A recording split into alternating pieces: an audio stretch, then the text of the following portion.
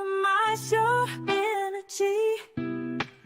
Darling, let your spirit be free. Don't give up, keep on pushing through. Now is the time, it's all up to you. Alchemize your energy, my friend. Let your spirit be free. Don't give up, keep on pushing through. Now is the time, it's all up to you.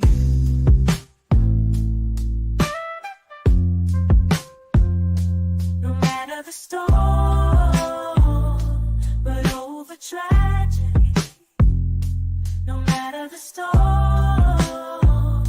but over tragedy. No matter the storm, we will always take flight. Keep on pushing through the darkness of night. There's no limit, let's reach for the sky. Shine so bright, from darkness to light. Welcome to Alchemizing Energy. So today we have a new show that we're doing. We're doing like a series on Ifa and various different spiritual modalities. In this one, we're discussing Ryan Dill, who is a renowned author in the Ifa space, from Christianity to Wicca to African spirituality. Philip Ryan Dill is an Osun priest living in Western Massachusetts. Osun spelled OSHUN in the diaspora is a Orisha of fresh water, love, motherhood, and the leader of the Ajay Iyami, that the primordial mothers. He was initiated in Osogbo, Osun State, Nigeria, by the Iyadudu Temple and Compound. He was scratched in Palo Mayombe by Tata Peter Lugo of Miami, Florida. His Mambo in Haitian voodoo is La Lune Biwayi Bon Mambo, and is a member of her order Lord Mayifado Sakri. He serves the diaspora by offering divination, spiritual mentorship, and initiations. His books on Puerto Rican voodoo, herbal astrology, the Ifa Orisha religion are available on Amazon. He is the founder of the Ajay Funfun Temple. So without further ado, I want to bring you Mr. Ryan Dill. Welcome to Alchemizing Energy. How are you doing? Alafia. Alafia. I'm nervous.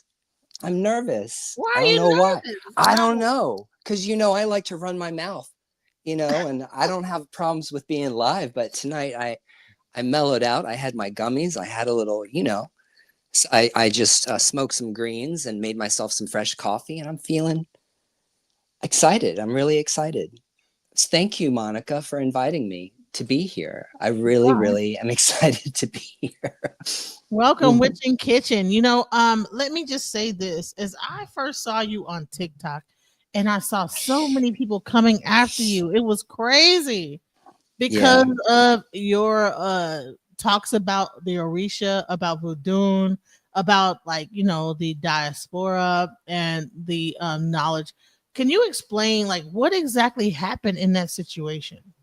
Well, thank you for everybody who's showing up tonight too. And Church of All Saints, I believe that's us.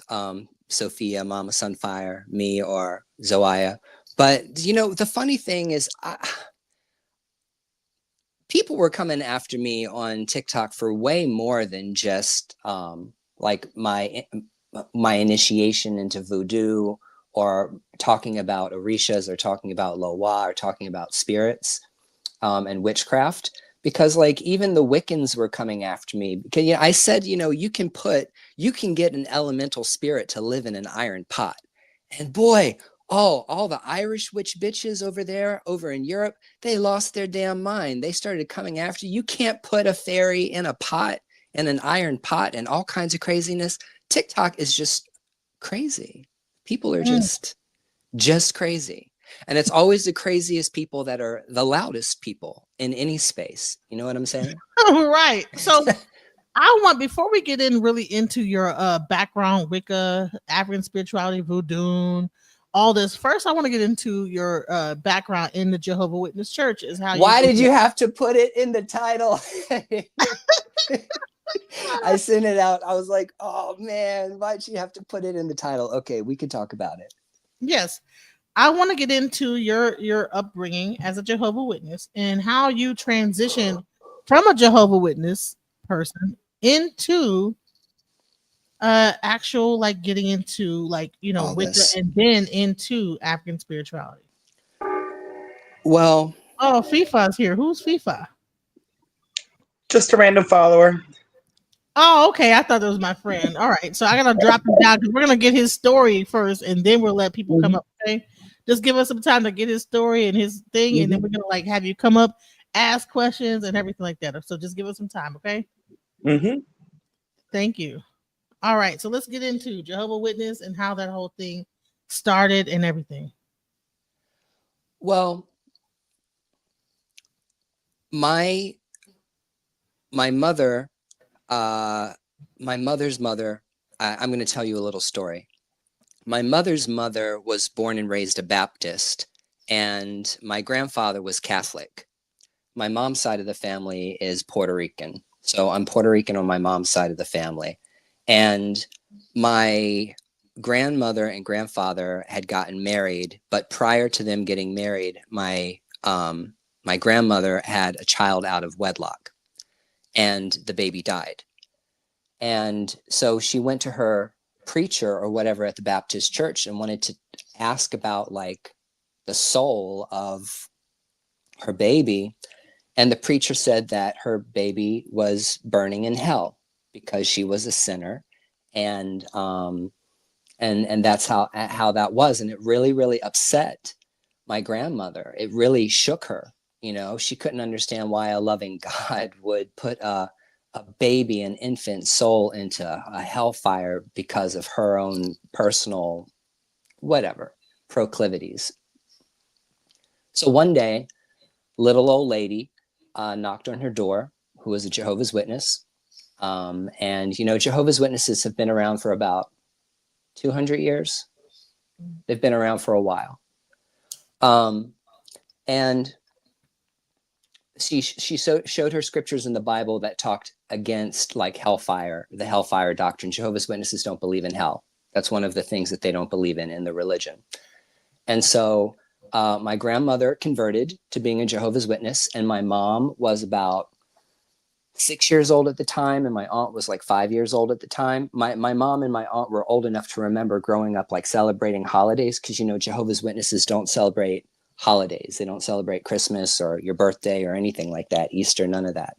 So they were old enough to remember celebrating Christmas and then stopping celebrating Christmas. And my mom grew up a witness, and my dad converted to being a witness when he was a teenager. The Jehovah's Witnesses would come out and do Bible studies with my dad's mom, and the kids would sit in on the Bible studies. My dad's dad was totally against it, 100%. And I'm not close to my dad's side of the family at all, so I really don't know what that story was. But what's interesting is all of the kids became witnesses. My father, his two brothers, his two sisters, they all became witnesses in Chesapeake, Virginia. And so I was, a third generation witness on my mom's side and second generation witness on my dad's side. So it's all I knew. That's what I grew up in. And, when you're growing up a Jehovah's Witness, they don't let you read books about spirituality, religion. They have their own translation of the Bible. So, like, you're really not supposed to read other translations of the Bible. Like, I never read the King James Bible until later on in life when I, read it. But, and then the organization is structured so that it's a pyramid scheme. There's a food chain. It's a hierarchy of command. And my dad was an elder in the congregation, so he was, like, important. And I grew up in that environment, and I got kicked out of the Jehovah's Witness organization when I was 22 because I'm queer, and you know, who I was as a person and who I loved at the time did not align with the views of the church, and there were a lot of things that I was struggling with. I was really struggling with the church's doctrines and teachings. So I got out of that and I went to college and I started studying world religion and comparative religion, and immediately I gravitated towards Wicca and witchcraft and paganism, earth-based spirituality, and like indigenous spirituality, shamanism, and stuff that directly communicates with the earth and with nature.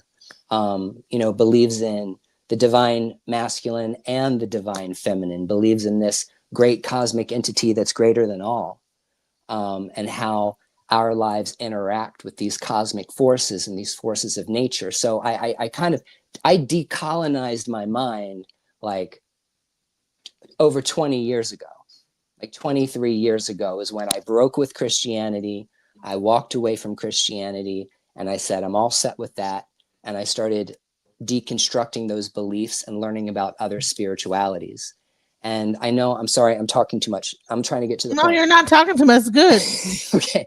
I mean, the point is, listen, just don't feel like you have to like limit yourself. Like, don't feel like you're talking too much. Listen, this is a learning for everybody. There's people that are listening to this that are probably ex-Jehovah Witnesses, that are probably Jehovah Witnesses. okay. You have to like put it in mind as a person that tried to explain, and don't worry about what people think.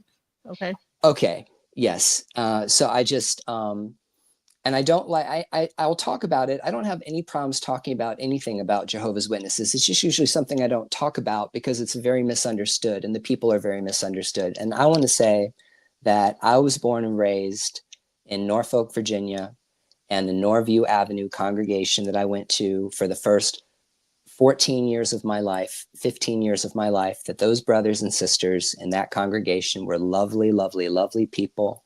They were good people. They were Christian. They believed in what they believed in. I'm not mad at them. I'm not. I mean, there was a couple of years when I drive past a Kingdom Hall that I wanted to set it on fire. That lasted for about a decade. But besides that, I really loved all the brothers and sisters that were in the congregation. It's just a shame that the church's policies are about excommunication, disfellowshipping, and shunning. It's a way the cult is able to control the masses of the people that are in the church. And it's a shame. But there are some really beautiful aspects about being a Jehovah's Witness too. Like I can't be mad about everything because there were some aspects that were really good for me. Okay, what name those aspects? Well, I'm gonna go ahead and tell you straight up. My family was the only white family in an all-black congregation for the first 15 years of my life. I grew up in an environment where all of the men that I looked up to as spiritual giants, as good Christian men, and as my mentors were all Black men.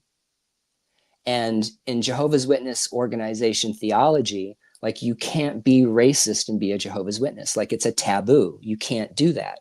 So I was born into a culture of people who were multicultural, multi-ethnicity, came together and actively preached against racism and prejudice and the system and even they even recognize the systemic racism that exists in America and the government. So it's not bad. And growing up in that environment, I was able to see my father. My father never treated anybody different ever because of the way they acted or the way they looked. He never treated anybody in a negative way. My dad was a good Christian man. He loved everyone, especially Jehovah's Witnesses and the people of his church.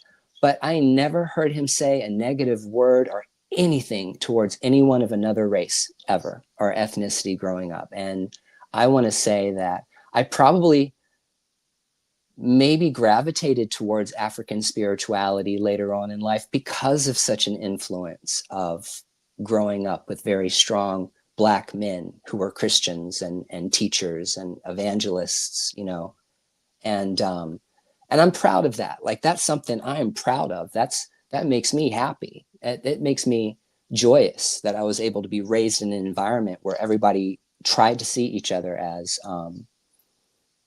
equals. You know, that's a beautiful aspect of it. Bad aspect of it, you fuck up. Oh, I'm sorry. Oh, I'm not supposed to curse. No, it's okay. Okay. Just be yourself. No.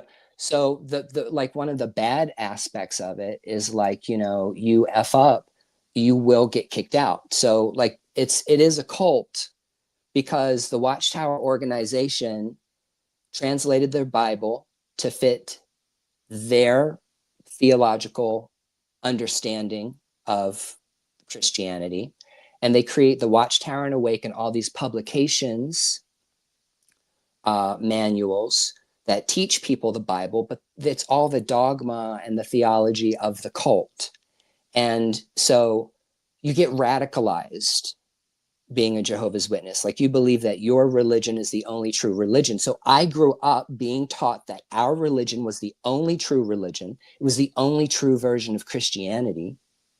And that we had the only true religion and everybody else was bad and evil. I mean, so we're talking about black and white thinking. We're talking about good and evil, this dichotomy, growing up in this terrible dichotomy of like, we have the true religion, everybody else ain't shit.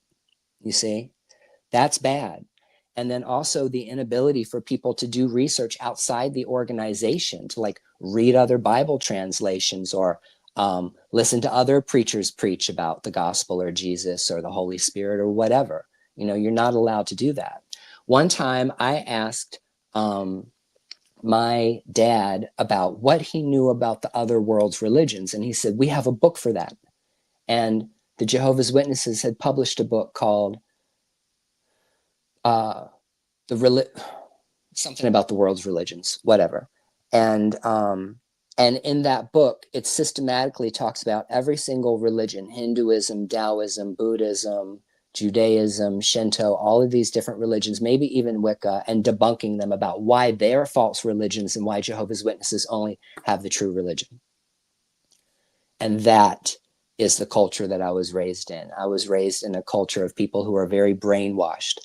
Good people with good intentions. I would say that if you have ever known Jehovah's Witnesses, they're very docile people. They're nonviolent, and they're also they're not political. Jehovah's Witnesses are not political. They don't take any political stance. They're politically neutral about government, which is also, I think, a very positive thing if you're a Christian. They totally separate their spirituality from the government, from all that. But the thing is that if you screw up, they'll kick you out. And if you kick out, you'll lose your family. You know, you'll lose your mom, your dad, your brothers, your sisters, if they're still in the cult. You lose all your friends, you know, and so that's what happened to me. I got kicked out and I lost everything. Yeah. All right, so you're saying that you got kicked out because of being queer. So Yes. Was it before? So you say you're about 23 years old and you got kicked out. So now you have a child. I do. I have a 16-year-old daughter and she's beautiful. Right. So did you have that child before you were in the? Well, no. Well, the thing when I have, well, I mean, I'm into men and women. And I, you know, I don't like using the term bisexual because gay and straight and bisexual is very it's very binary kind of. And when you use the word queer, it means more of a spectrum. So like, I'm active with men and women, and I had a daughter because I date women. So that's just. My identity is queer, after you got out of the cult, you end up having a little baby girl, and so you've been out, but your father has not seen your. Yeah, you know, one of the saddest things that ever happened is that my father literally never held his own granddaughter. My father never held his own granddaughter. He had an opportunity to meet her. But when it came time for him to be a grandfather and hold his own granddaughter, he couldn't do it. He couldn't do it. And my mother said it was because his heart was breaking inside. And that So might have is been that because true. of Jehovah Witness, or is it Yeah. because of Yeah. wow. It's the cult. Yeah. That's the kind So of the Jehovah of Witness? power that they have over So you. is it the shunning from your whole generation forward? Like where does shunning end? Does shunning stop at okay? You're shunned, but what Oh all your no. offspring? So here's the thing. In Jehovah's Witness, how it works is if you get baptized, a Jehovah's Witness, and you break the rules, they will disfellowship you. They will remove you from the congregation. They will revoke your card, your membership. And they'll announce it publicly. They'll say Philip Ryan Deal has been disfellowshipped. You should have heard the church when they made the announcement too. They was like, it was a shock. Nobody was expecting that one coming. But anyway, the point is that they announce it, Would and you so consider yourself a good Jehovah Witness up to that when point? I was a Jehovah's Witness, I was like a model Jehovah's Witness. Like I was the model Jehovah. I did everything I was supposed to do. I was like totally obedient. I just was queer, and I kept that a secret, and I hid that my whole life, like growing up as a teenager and everything. And then I met, get this, are you ready for this? The guy I met and fell in love with at the time was a witness. Wow. And we were living together, like brothers, okay? But it was more like, hey, bro, I'm stuck in the washer machine again. Right, and stuff going Can you on. So come get me listen, out? I So want that's what happened. I want to welcome Napasha Da from the House of Consciousness to the stage. Hi. This is Napasha Da, and welcome to Alchemizing Energy. Can you hear me? I think you're on mute. Anyways, okay, so I guess she might be trying to get her. Oh, I'm on mute. Dang, I always do that. I want to come in. I don't want to come in with just in my background. Peace and hello. Thank you, Hi. Genesis. I wanted to come in. I wanted to let you get going a little bit. I have some questions for you. And talking about the Jehovah Witness religion, I noticed that there's homosexuals everywhere. Let me just put that out there first. But I have a close relationship with Jehovah Witnesses, friends, and not so much family, but really close relationship with them. And I just want to say, for the most part, the people that I meet from there. Oops, I was making a phone call. Sorry. See why I had it on mute? Told you. Okay, sorry. So the people I know, they're great people. They are so loving. They're like, and I had an experience too with the whole thing I heard you with your childhood. Like we had these women, there's two women, Sharon and Carol, and they wanted my mom to convert, and they were really supportive, but their mission was at the end of this, you got to convert, and but I digress. So I noticed there's a lot of, for me, how do I say this? Everyone knows that these people are homosexual, but it's like listening to your story, something happens where the person actually has to come out and be like, I'm homosexual. They don't, if you never do that, you never get disassociated, right? So here's the thing. The thing is like Jehovah's Witnesses, for the most part, on a lot of things, run on a don't ask, don't tell basis. And so there might be people that I ran into growing up as a witness that I thought, wow, he's really gay. But you don't talk about that. It's not part of the culture to talk about those kinds of things because they're taboo. And so if someone is living what they would call a double life, that would mean that they're coming to the Kingdom Hall and being a witness, but when they're off on their own, they're going and doing stuff that they shouldn't be doing. Deal is that if that person never gets baptized, they can't enforce anything against them. They can't even tell people that they can't talk to them. So there might be someone who will raise Jehovah's Witnesses that are gay or lesbian, and they're around the witnesses, or they come around and they're not treated any kind of way, but they were never baptized. If you get baptized to Jehovah's Witness and they catch you, and in Jehovah's Witness church, you need 2 witnesses 2 witnesses to vouch for the fact that you sinned, then they can enforce disfellowshipping on you. Then they can, you know, cut you off from your family. But it's very, very, very weird. And but that's how that works doctrinally. Does that make sense? Is that Yeah, why no, Jehovah 100%. Witnesses, like they witness each other? I witnessed this, and I witnessed that. I witnessed this, and I witnessed that. You know, like snitching. Snitching on it. Jehovah snitches is what it should be called. The Jehovah snitches. You're not even wrong about that, because that's hysterical.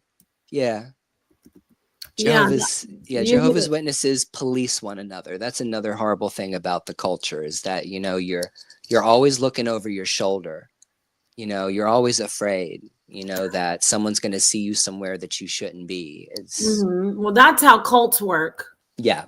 They always like police each other, which is really sad. I'm gonna share this to my channel and see. I did say interview with Genesis, if that's okay. Genesis, I don't think you have a problem with that. Yeah, Okay, go ahead. I'm waiting for us to get to the good stuff. And I'm just kidding. It's all good because you know what, No, Ryan, we're- you're interested. I'm talking about the ephod though, but go ahead. We're gonna move from Jehovah Witness. Now we discussed Jehovah Witness. We're gonna go into how you got into Yeah, I want to hear about that. Wicca, and then Oh my 21 God. divisions, and then Oh. African spiritual. What was the progression? And now you also do Reiki. I mean, you do so much. Like, Look, I tell you what, I'm a I have jack of all never- trades and a oh my- master of none. You need something done, I'm the spiritual handyman. If you need something done spiritually, come over here. I'll take care of you. Mhm. I got lots of stuff. So you went from Jehovah Witness to Wicca. Yeah. So Can- what Can you happened talk was, about that. How that so I think I had said before, and you had heard that I said that the man that I had gotten up with, the man that I was in a relationship with, was a witness. Right. I was Too, listening. right. Mhm. And we both got kicked out together, because obviously they found out that we were living together as boyfriends. And when they got those witnesses to verify that, you know, we were doing things, they drug us into the back room and got a confession out of us and then kicked us out. Okay, end of story. We don't have to talk about them anymore. Got it. But right. but my partner at the time was an ASL interpreter, sign language interpreter for the deaf. And he interpreted in the local community college. And what he said was, you know, Ryan, you're really ignorant. And I was like, okay. He was like, you don't know how the world works. You don't know anything about other religions. You don't know anything about history, philosophy. And I was like, because we were just freshly out of the witnesses, right? And I spent the first, 22 years of my life indoctrinated into this cult. I didn't know anything outside of it. So, but my partner said, you really should sign up for like a world's religions class. I know this professor who teaches a world's religions class at the community college. Go down and sign up for the class, you know, non-credit student. So I said, okay. So I went down and I signed up for Western philosophy 101, and I signed up for comparative religion, the world's religions. And from the moment I sat down, I had bought the textbook, The World's Religions, and we started studying. And in that first semester, my entire life changed. And when I tell you that I read and consume mass quantities of books, I am not even lying to you. I read a lot. Reading is my thing. I like to study. And I started learning about Hinduism, Buddhism, Judaism, different kinds of Christianity, the history of the church, Islam, Sufi mysticism. And then at the very end of the course, the man who was teaching the course said, did you know that there's a witch religion? And everybody just looked at him, and he said, it's called Wicca.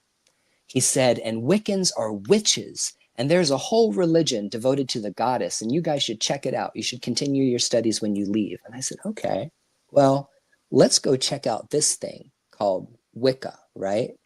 And in Southern Virginia at Barnes & Noble back in, I don't know, Sunfire, so 2000. you're a book whore. I am a book whore. I'm a total slut for books. I'll do just about anything for a book, okay?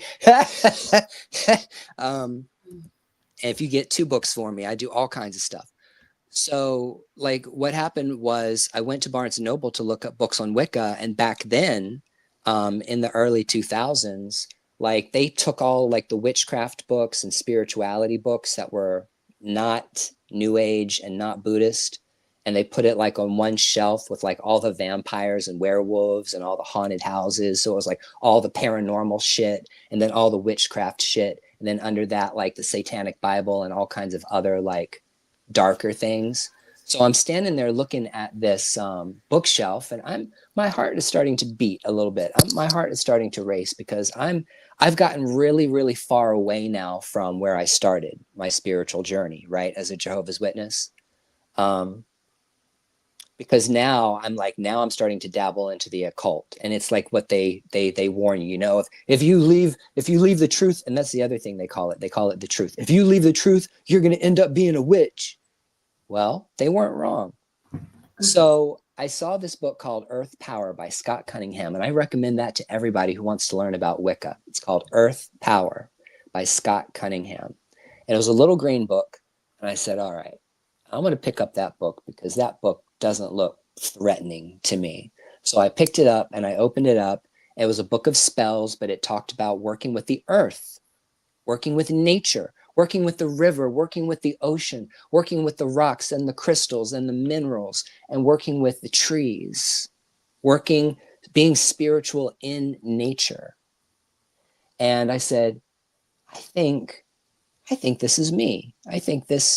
There's nothing I've read here that I disagree with. How about that? I'm going to put it to you like that. Scott Cunningham. They don't like Scott Cunningham. No one likes Scott. They're just throwing up. Everybody's mad about Scott. No. Scott Cunningham is good. Scott Cunningham is not bad. So yeah, spirituality, meditation, of course, in nature, because the nature part is a very, very big part of all of this for not just for me, for you guys too, because we're all human beings. We're all living this life. So what I basically said was, you know, there's nothing about this religion that I disagree with. All these teachings are things that I agree with. Karma. If you do good things for people, good things come back to you. If you do shitty things to other people, shitty things come back to you. You know, karma is a kind of morality. It keeps balance between good and evil, light and shadow. You know what I'm saying? And then it was talking about how God was beyond understanding, the supreme being. And then there were manifestations of that supreme being, the God and the goddess and all the gods and goddesses and all the gods and all the spirits. And I'm like, well, I already believe this. So I just decided that I was gonna self-initiate myself as a witch, as a Wiccan. And I did that. And I did that until I got on my ancestor path.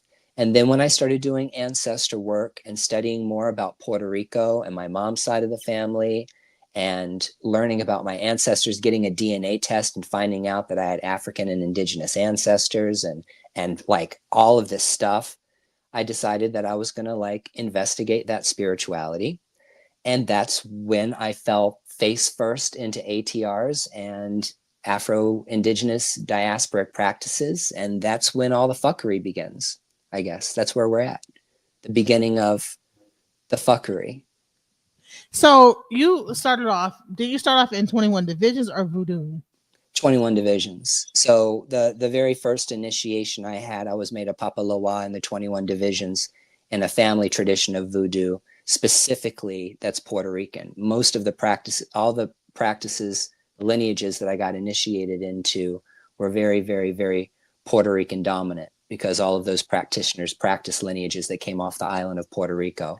After I did the 21 divisions and got my head refreshment, I got scratched in Palo Mayombe because that's what came out in divination that I needed. I received my aleques, my beads in Santeria, and I got my hand of Ifa, my first hand of Ifa in the Lukumi tradition. So I got my warriors, I got my Ifa shrine.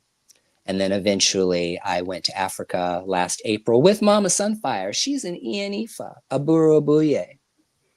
So before we go further, someone's saying, what is a Wiccan? What's a Wiccan? What's Wicca?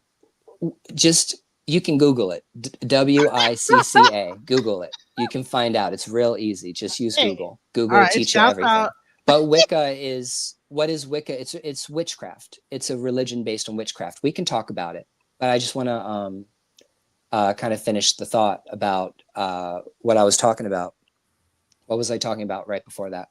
About going to Cuba and getting your hand of E5. Right. And so then basically what had happened was I ended up in Africa with Sophia. Okay. I ended up in Africa with my best friend in the chat, Mama Sunfire, my bestie. We went over there to Nigeria together and we both got initiated in Ifa, and I got crowned my Oshun. I received my Oshun. And then we came back, and we've been back ever since. And that's kind of like that. Okay, that's the short story of how I got to where I'm at. Now everything else is just whatever you ask me. Oh, great. Do you think I could ask you some questions? I had Yeah. it's really not a lot of questions. I just had a couple, and then I'm going to you have a great story. First off, very, very interesting spiritual journey. Yeah. From, Jehovah Witness to the Wiccan, and now you are practicing Ifa. Is that what if you don't mind me asking, heritage wise, are you Puerto Rican somehow? So we need to talk about race and ethnicity and who can and cannot practice these religions. Oh, I didn't know that. Let's talk about it. Well, before you get into that, though, and please, I would love to hear that. I didn't even know that you had to be a certain ethnicity. No, you don't. That's the point. Because I heard you say my mom's side, and I thought you were Puerto Rican. Yes, I am Puerto Rican. I was going to say, oh, you are Puerto Rican. Okay. Yeah. Okay. ¿Entiendes español? No, you know what? My grandfather spoke Spanglish, and I will not speak Spanish. I understand just a little bit of it, but I cannot sing. I will never sing, nor will I try to speak in any foreign languages online because of how shitty it is. My husband he's Latino. He can't speak any Spanish either, so don't worry about that. I want to ask you though. Okay, this is the question the thing that I was talking to Genesis about. Mm-hmm. Before I ask the question, I need to let you know I don't have a problem with blood sacrifice when it is done ethically and not in a malicious way for malicious intentions, because every religion, including Abrahamic faiths, do blood sacrifice. So I need to preface my question with that, so you'll know where I'm coming from. Now, is there blood sacrifice in your divinations in Ifa?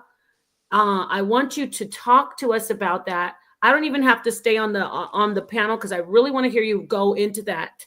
You want to talk about sacrifice, like why we practice sacrifice? Not just why.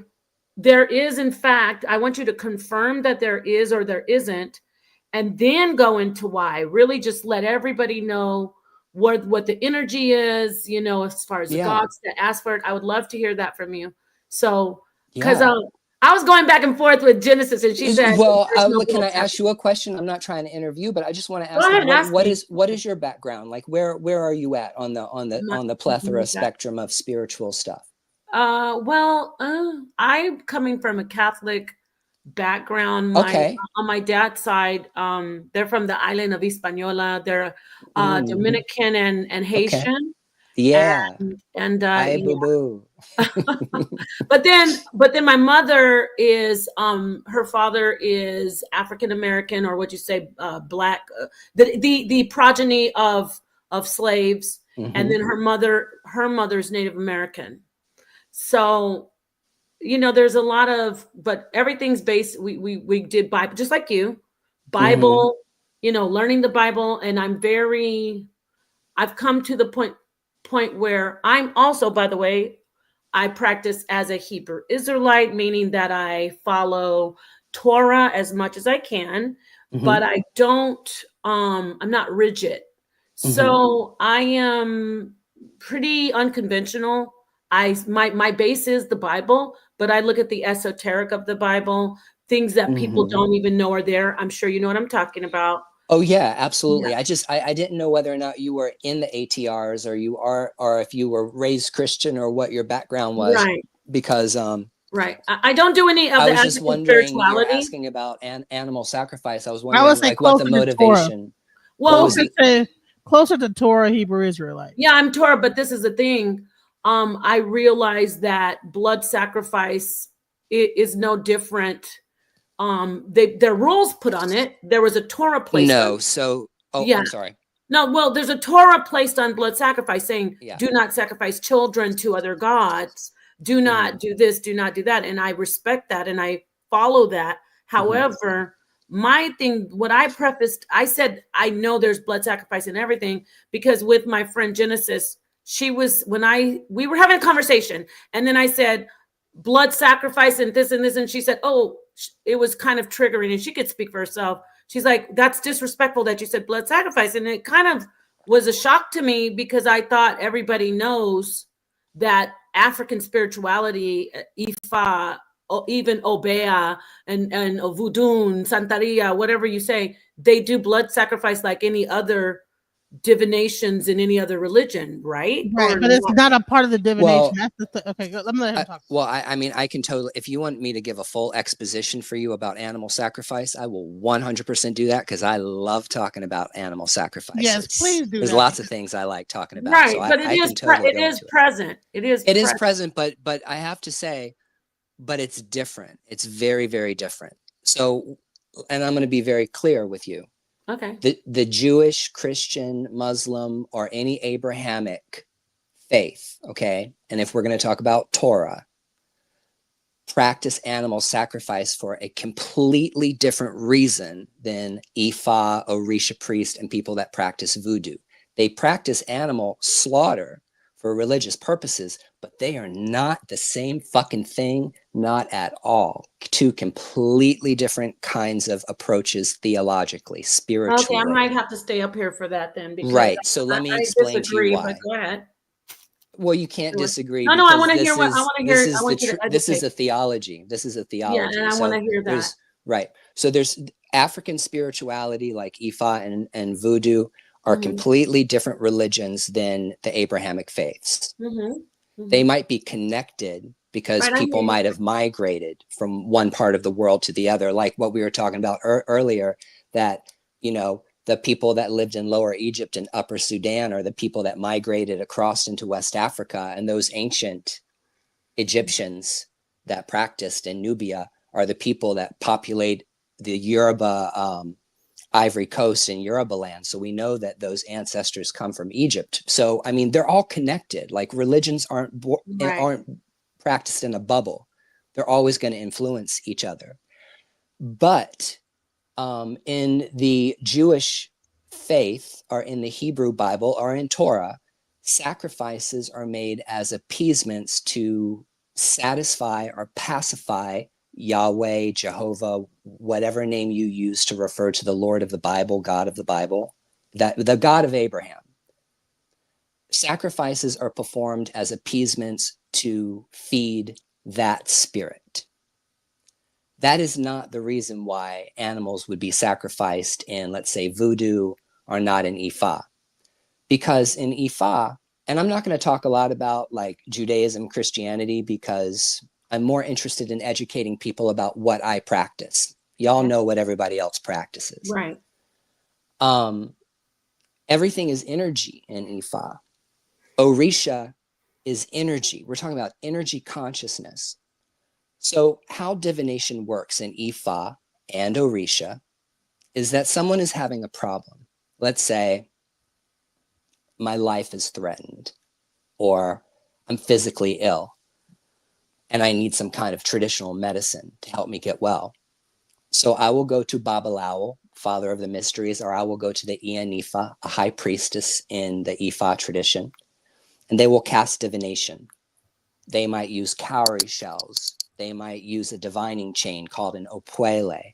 The men or Babalaos might use their ikin, which is the nut, okay, in order to cast Ifa. But when Ifa is cast, it's going to give a spiritual prescription for what is ailing the client. In the same way that somebody would pay a psychic medium or someone who's a tarot reader or oracle card reader to do divination for them. It's a system of divination. It's an ancient system of divination. But what comes out in the divination is going to be the medicine. Because in African religion, every problem can be solved. Every problem can be solved in the spiritual world. And so when you find out what the medicine is that's needed in order to help this person be well, it could be anything. It could be some kind of herb.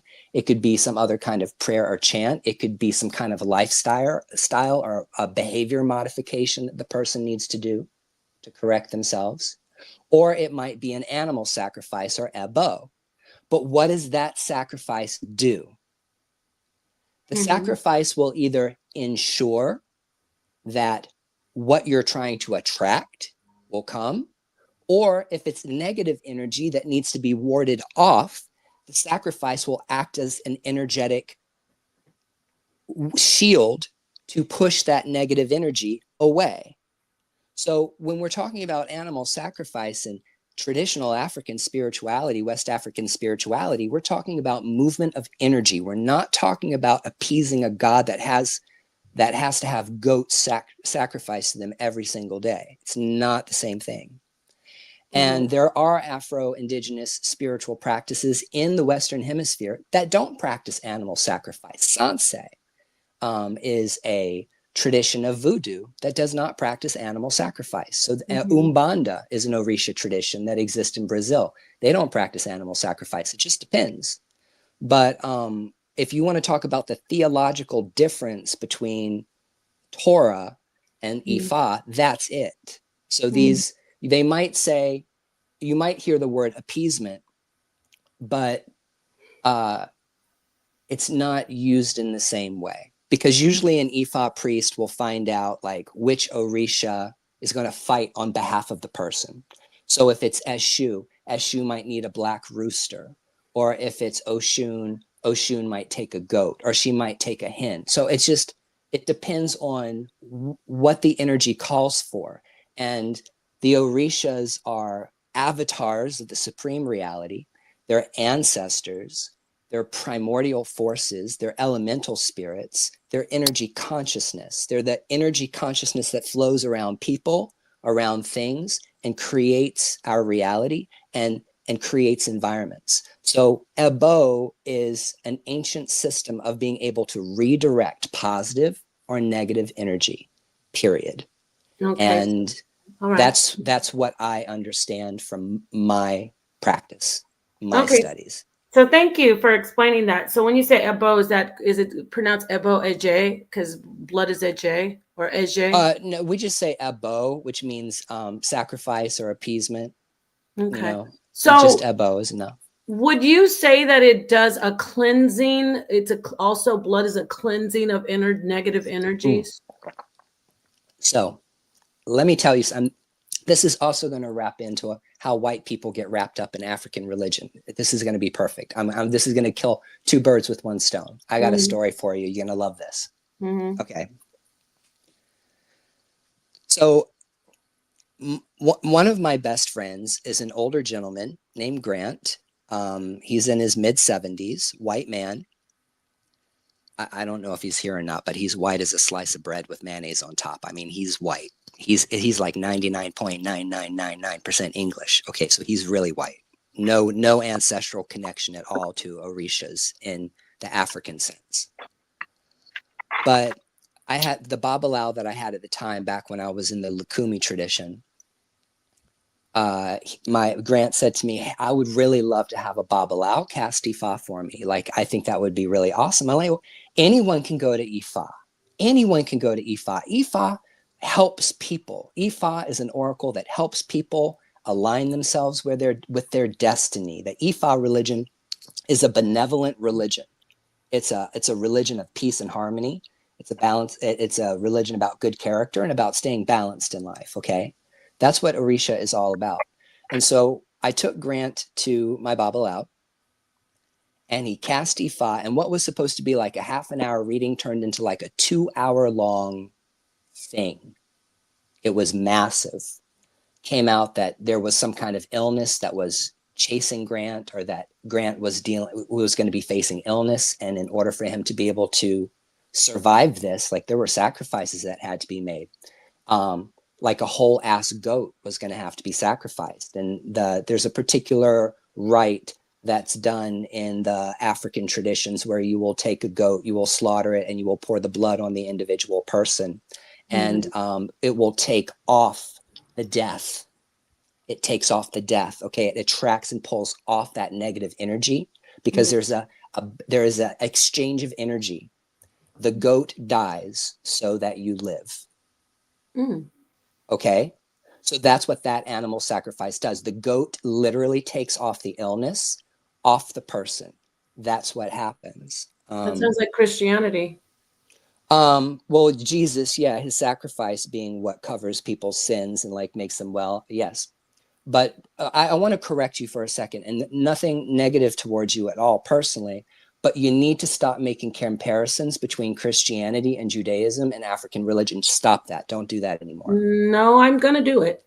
I'm telling you that you can try to apply the principles of Christianity to African religion, but it ain't that, and it's not the same.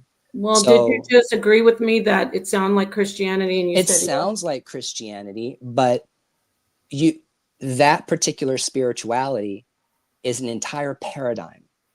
And that paradigm doesn't fit on top of Ifa because they're completely different religions and they believe completely different things. Like, as an example, Oludumare, who is the supreme creator in the Ifa religion, is the god of everyone, not just Jews, not just a particular group of people, the blood inheritors of Abraham, not just one group of people. Oludumare Olorun, the supreme God of the universe, is everyone's God. So that's the first big breaking point between everything you're talking about and everything I'm talking about. But I'll just leave it at that. So I mean, when you're talking about religions, there are similarities because maybe certain practices creeped in from this religion to that one, from Egyptian religion into Judaism, or from Zoroastrianism or Babylonian religion into Judaism, or even Roman religion and Greek mythology into Christianity. So, I mean, there's always going to be a cross-pollination, but at the end of the day, Buddha is not Jesus, and Jesus is not Buddha, and Buddha is not Krishna, and Krishna is not Socrates, and Socrates is not Plato, and none of them are Orunmila. And Orunmila is the Socrates of West Africa. He was an African Socrates. He was a philosopher. And so the Ifa philosophy largely comes from him. Right. So can I just say something to you real quickly so you yes, can please. know me? There is a study. It's comparative religion, and this isn't for me a war on religions. I completely respect. I have friends and family who practice different types of spirituality, African spirituality, or Hinduism, Buddhism. So when your perspective is not any different than mine, to be honest. I just like to make it clear to people, especially in Abrahamic religions, that their spirituality is not so far away from what they might look at and say, oh, that's so evil and that's so this. So that's why I'm always going to point it out. Yeah. So that's where I'm coming from. I hope I didn't offend you. I wasn't. No, I'm not offended. That's why I needed needed to stop you for a second, because you were like getting your Vaseline and taking your earrings off. Oh no, not at all. Oh no. I'm just actually for me, I'm just very intense when I care about something, but it's not. I don't want you to think I was attacking you in any way, because I'm not. I totally get it. I'm from the toughest environment. Ask Genesis, check my resume, but I do want to tell you this. You don't have to be defensive with me. It's important to connect, or for me to make the comparison, so people who are a part of the Abrahamic faith can break those, you know what I mean? Those stereotypes and the hatred, and say, oh, these people, they're so evil. They're worshiping the devil. So you get so that's why I'm making the comparisons. Right. When yes. you hear me doing it. I know it's not the same. I know it's not the same. Right. I know you do. I can understand that you do. I also realize that people are where they're at and they can't be anywhere else. And there's a lot of people probably that are in your audience that need to be spoon-fed like applesauce with this stuff, because when you start talking about spirits, ancestors, animal sacrifice, if you were raised Christian and you were really into Christianity, you immediately are going to freak out. Right. And we don't want anybody freaking out. No, not at all. Exactly. So, but Ryan, I love listening to you.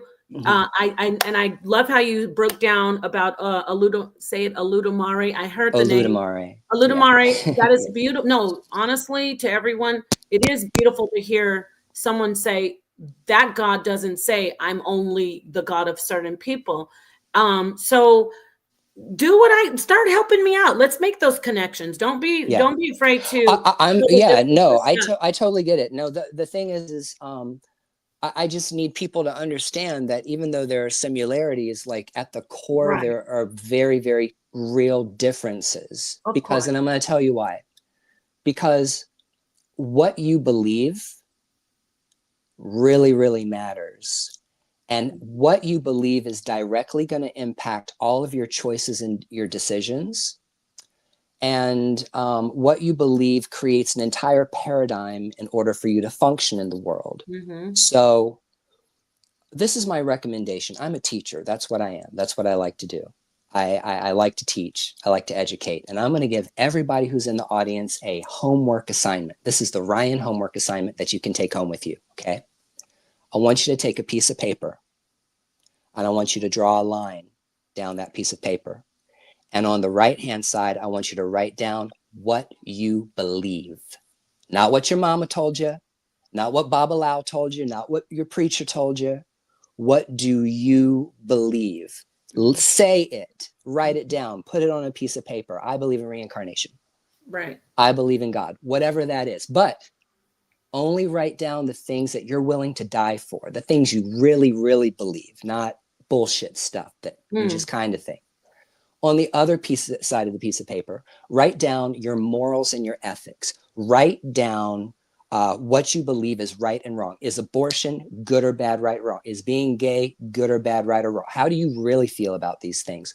Write down your morals and your ethics. And when you are done with that document, that is your religion, not Christianity, not Judaism, not Ifa, not Voodoo, not Israelites. What you actually believe is your religion. That's what I need people to understand. That if you could get rid of all of the cultural stuff and get rid of all of the biases that come along with religion and get down to the spiritual stuff and what you actually believe, you might find out you're not a Christian anymore. You might, or you might, or Pardon? Ryan, you might redefine what Christianity is, right? Yes, Yeah, they keep doing absolutely. that. Exactly. Yeah. Yeah, because I mean, I believe in Christ consciousness. We could talk about Christianity all night, but I am 100% on board with Christ consciousness. I am all about that, that energy. You are Christ. I am Christ. Right. We are Christ. We are all meant to be Christ. If the gospel doesn't mean anything else, it's to be that, to grow into being a Christ. So I'm all about Christ consciousness, and I don't have anything against Christians necessarily. As individual people, I have problems with the religion, but I have a problem with all Abrahamic religions. So it's just kind of like my own personal feelings that I have, you know. Because there's a lot of hatred and there's a lot of proselytizing and there's a bad history. We know this, and this is where Genesis and myself, we know this in very well in a community that we're in, which we got to bring you onto the House of Consciousness, Genesis. You know that, because we have the Sonnetter challenges the Bible. He challenges Abrahamic faith. He does all of that, and I would love to have you come to the platform and do what you just did. Don't dial down. I like when you turn up. We love it over. Tell Genesis. Really? Oh, I would be so excited. Oh my You God. can You turn guys are all like the my way new up over there. friends. You can start knocking some heads off if you like. No, I will only go so far, and then I'll shut the hell up and I'll stay in my lane. No. I'll tell you why. Because when I was getting initiated in Africa and I was being made an Oshun priest, my Oshun put down rules on me, taboos. She told me exactly what she expected out of me in this life. And I'll tell you what she said. She said, don't get mad. And don't get in a fight with anybody. Oh wow, that sounds like Genesis. What she said. Those were the Same thing happened to me. two It's rules. same thing. If Oshun tells you that you're not supposed to be doing it, you know you got to follow your ETA, One 110% bottom line. 100%. And so when she said, don't get mad, I was like, those days of me getting angry are over. I can't get mad about anything How can you anymore. not get mad though? Isn't that You a gotta put honey. Yep. I'm- Some Oshun, the Oshun priestess that I know, they always go and put honey on their tongue. Oshun Oh, Tuying, y'all know her, Isis yeah. Brantley. Come on now. Um, She's the primary Oshun over here in America, and she makes sure that we got to put honey on our tongue. Oh, that you sounds know like a what? good practice. I might try that. No, I You did, gotta something I do else did, you it. can hold do. on, y'all. I Drink some didn't cold water. introduce. I didn't Oh, introduce yeah.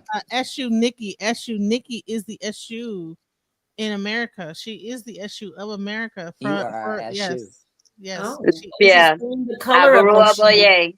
Isn't that the Agbo color Atu yellow? Ashuri Iwari Wofun. Is that the Go color ahead, of boy. the Show it too. I want to learn. I'm learning. Wow, I feel like see, I'm a novice up here. For this isn't my lane, but I'm learning. Peace to all of you. Peace and love at the end of the day. It's always respect and love. That's what we need more of. When I have people who are in the Abrahamic faith, right? That are my friends, and they're listening to me right now, saying, "I know she's not up there with those devil worshipers, loving on them." But it's okay because nobody has to. We got to walk some people down. She hasn't heard.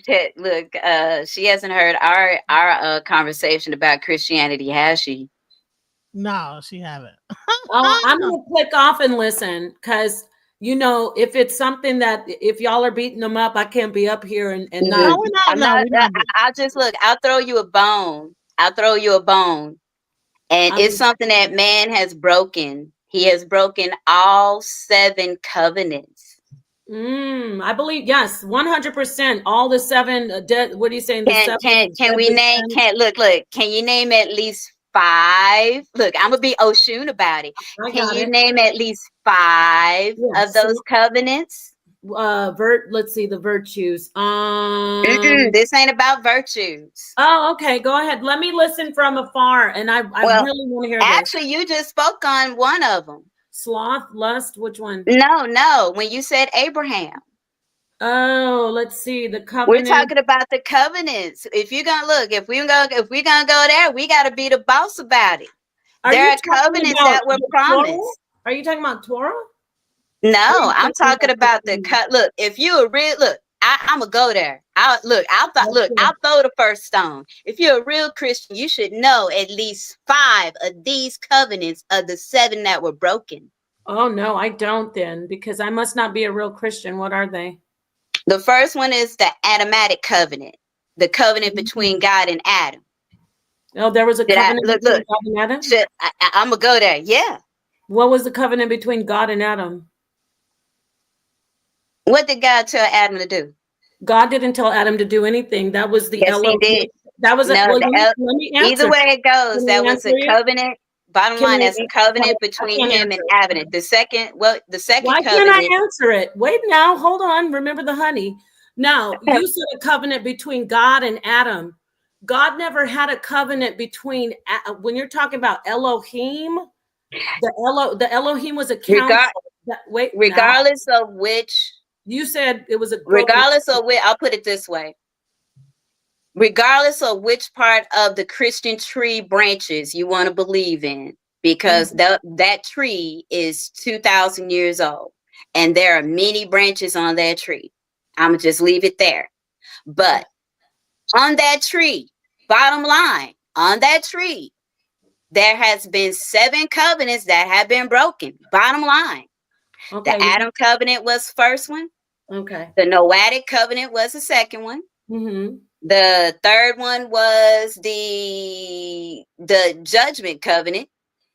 The covenant with the judges, the agreement with the judgments.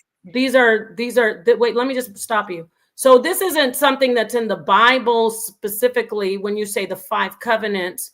This is a breakdown or some type of they're basically the agreements with the original Bibles of all the different stories when you break them down. Right. So let me say this, if I could speak now. I have an understanding of the Bible that's not basic like Christians. If you Neither do I. if you examine, we need some of that honey right now. If you examine the Bible, you can look at the actual words in the Bible. The Elohim were a council of gods, creator gods, that were totally separate from the Most High God. And they deceived Adam and Eve. What they told them is that they could not take from the tree of knowledge of good and evil, which is wisdom, where it's basically looking at different types of spiritualities, understanding deeper spirituality.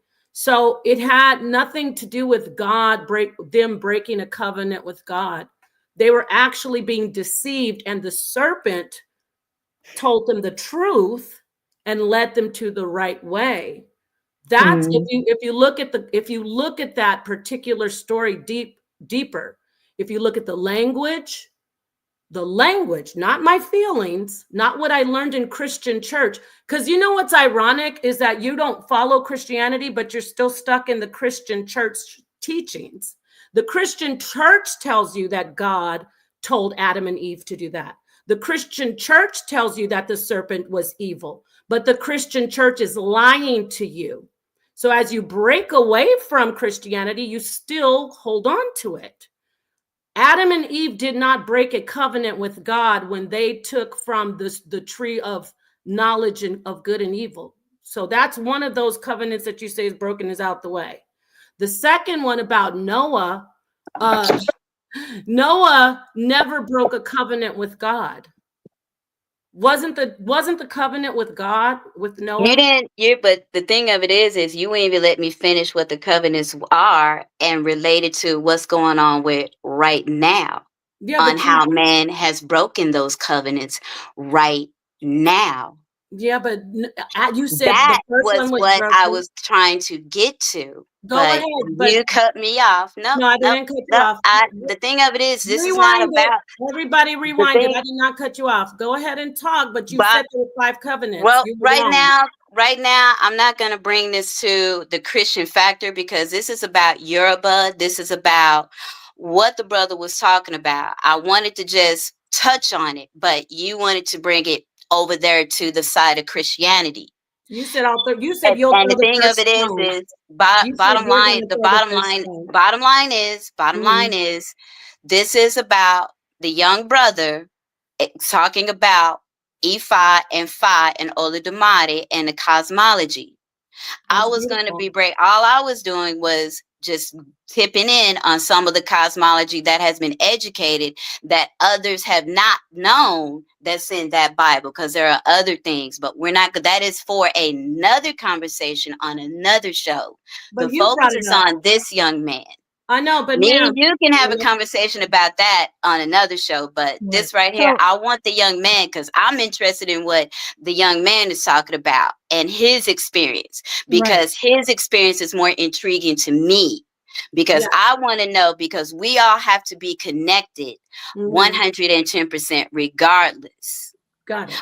Okay, on all of we're gonna get off. There are many. Genesis, real quick, Genesis, hold on. I want to make this clear. I was having a conversation with him, and then the Eshu came in and said, "I'm gonna throw the first stone, and I'm gonna tell you about these 5 things in Christianity." I didn't say anything about that. See, we need to stand on what we do. But once I bust the piñata open and told you that you're absolutely wrong, now you're back to wanting to listen to him. And I want to I can actually like I said, we can talk about that. But the thing of it is, it's about him. We need some honey in here. We need honey. Listen, I didn't cut you off. Wait a minute. And nobody is running away. And the thing of it is, I just wanted to bring it back in. Genesis. She's willing to talk to you about that. No, I'm not. Wait a minute, Genesis. I'm leaving. Don't cut me off. She said a lot. I was up here having a great conversation with him. Some people don't know who they're sitting with. I could help her learn more about the Bible if she'd like to. She has no clue that I've been ordained in the Bible since I was 6 years old, but we're not going to discuss that conversation. Why are you cutting me off? Let me get my statement out. I can help you just like you can help me learn about Ifa and Vodoon. I can help you learn the Bible the right way, because you, until tonight, thought that Adam and Eve had a covenant with God. When you clearly read the actual Hebrew, it says Elohim, which is a council of creator gods, not the most high, unfathomable God. I also taught you that the serpent didn't lie, so there was no covenant. The actual creator gods lied to the people. So we can teach each other. I'd be more than happy to sit with you and learn from you, and you can learn from me. But back to what we were doing before you came in, talking about you're going to show me something and you're going to throw a first stone and you're going to show me the 5 this and that until I had to back you down. Let's get back to the guest that was talking, and let's get back to the love and harmony. All right, that's Okay, what I do. All right. So listen, Check me up. Check my resume. Okay, so here's the deal. Let's go back to our original guest and There you this go. conversation. That's Hello, are you beautiful. still And there, thank you. Ryan? You still there? Yes, Let's get back thank to you. it. Let's get And back I'd like to to it. say, Ryan, much love to you. Peace. I don't want this to be a reflection on you. This No, was hurting me. So no, don't even worry about it. Peace and love to everybody, even It was to very the nice to meet SU. you. And you know what? Like I said, we need honey up on this stage. I It's like okay, that. man. Hey, look, this was a little bit of a disagreement. It's okay. It ain't no big No, deal. it wasn't a disagreement. It was me letting people know my lane and your lane. Your lane is Ifa, and I would never come in trying to teach you. I'd be looking like a fool, just like you looked like a fool trying to tell me something about the Bible. Peace and love. Ryan, I'm going to get in touch with you. I have to bring you onto the House of Consciousness. Thank you, Genesis. I would love to. Thank peace you. to the audience. Peace and love. For sure. Thank you. All right, man. Whoa. I did not expect that to happen, man. Yes. Okay. So. Oh. Okay. Hi. How are you doing, Monica? Hey, I why had to go smoke a bowl. Why did No, SU baby. leave? I had to go smoke a bowl real quick. Why the SU leave? Why SU? Okay, Nikki it's all leave? right. 'Cause I thought It's that all she right. had We're some good. questions about what you were saying, and We're trying to good. We're back gonna you up. get back I to hope us. this will come back. We're gonna get back to Let's us. get back to it. So let's go. So what were we talking about before all this happened? Oh, that was crazy. I'm here. I'm queer. I ain't going anywhere. Right. So let's get back. So yeah. So you got. I don't even know what the hell. Where were we at? Okay. So hold on a second. All right. Here we go. SU. All right. SU. So you really initially came up here to support the brother, and I want you. I think you had some questions, and you wanted to like talk to him a little more. No, I wanted to give him praises back. He's on point. Oh, honey, thank you. Baby, you are on point. You're doing good. See, the thing, I'm going to tell you the truth. The truth is it's a taboo for me to get into arguments with people. So like whenever things start getting heated and people start talking shit or things start happening, like it makes me nervous because I don't want to get into any kind of you did the arguments right with people. thing. You know did what I'm the saying? most correct thing. And I just get take a this, step back. I get that. And look, as a child of issue, I get that all the time. All I wanted to do is just break it quickly down. And it wasn't even, it was about the education that I was brought up in, because I was raised in all the religions of Christianity. Mm-hmm. Hey, SU, Nikki, real quick, can you turn your camera to the side? Turn your camera to the side. Just turn Which way? Like landscape. Landscape. You want this type of landscaping? No, I mean, like turn your actual phone camera sideways. horizontal. There you go. are. Now we can see There you. we can see you. Much better. There we go. I love your hat. I love it. Cute. Love it. Yeah. So yeah. I want to make sure. So go ahead, SU, Nikki. Go ahead. I think what we were talking about before and is that we were talking about animals, and we were talking about the use of animals and blood in spirituality and religion. And let's just be 100% honest that every single religion and every different indigenous culture all over the world has their own reasons for why they do and do not sacrifice animals. And so the only thing that I said, and we can talk about it again, because I would love to go on the podcast, I would love to go on the other show, is people who are in the Abrahamic faiths don't realize that, no, there are very real differences between like the sacrifices the Jews did as Israelites and the sacrifices that Ifa and West Africans practiced as part of the Orisha religion. They're different. So I understand that people like to compare, and I understand that comparison is good because it helps you understand why this is this way and why this is that way. But I'm going to tell you a big fucking problem that I see in these ATRs, in the diaspora, and all this stuff, and Eshu can back me up on it.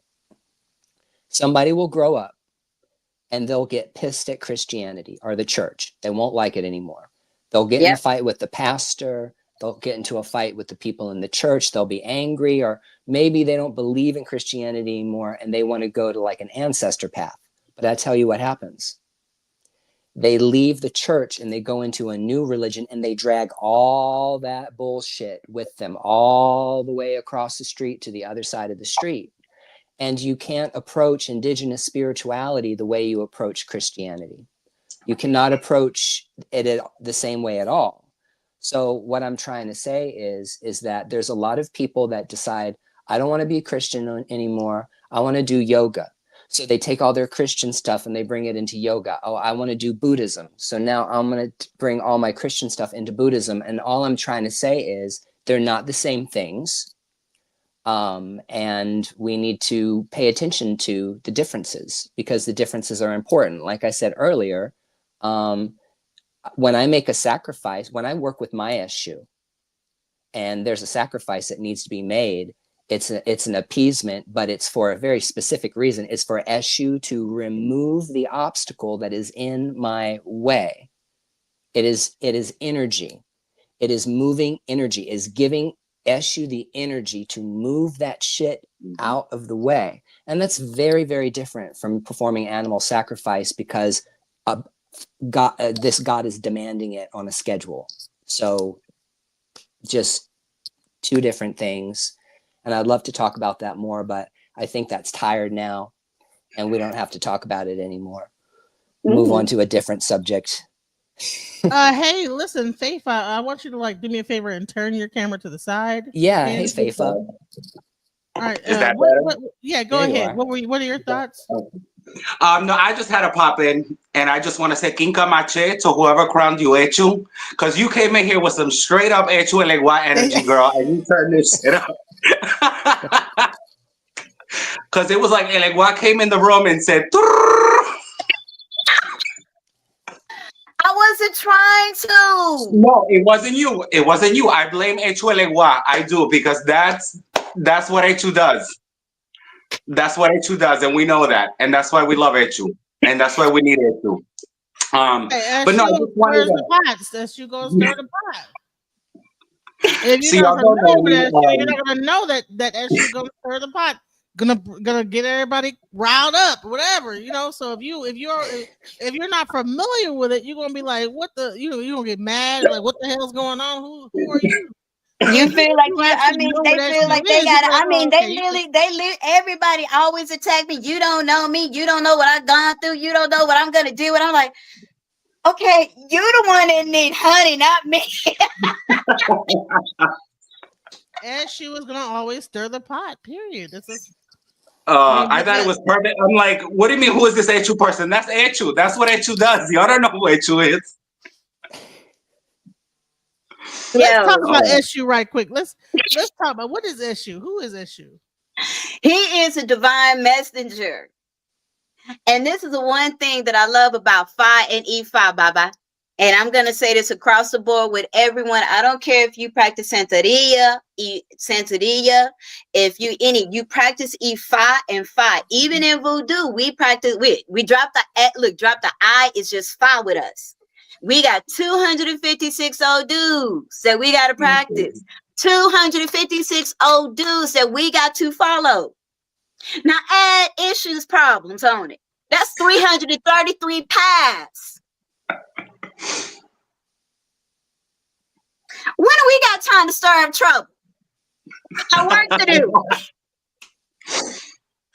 You know, I love the last time I saw Echu come down in somebody. It was a drumming. They were playing. Actually, one of my god sisters was playing for her godmother, who's Crown Elegua. And Elegua came down and he calls me over. I'm Crown Jemaya. And he says, Elegua comes and he Your talks to me. mama. Elegua comes over and he talks to me and he says, I want to say something to you. And I'm like, oh boy, what's Elegua going to say to me? And he goes, everybody blames me for being this horrible trickster, but I want you to remember who raised me. And I said, oh boy, where's he going? He goes, Jemaya raised me. So where do you think I learned all this mess from? I was like, hey, Dad, what are you talking about? What are you doing? He totally threw Jemaya right under the bus. I thought it was great. I thought it was great. A trickster, a joker, a person that just kind of rouse things up just to think a little bit twice. Whatever. It's like, dude, We love to mad. make you think. We love to. Well, the job we're supposed to do is we know your path. Look. Issue Ilegua's face is on the opponent file. It's his job to make sure that the Babalawo stays cool, that the client does his job. If the client doesn't do their job, then the Babalawo's got to do double time. So who's going to get the bigger blessing? Issue's going to look at the Babalawo and say, okay, you know what? Since you doubled up and you took care of that client, I'm going to double bless you. But that knucklehead over there, he's going to get just the bare minimum.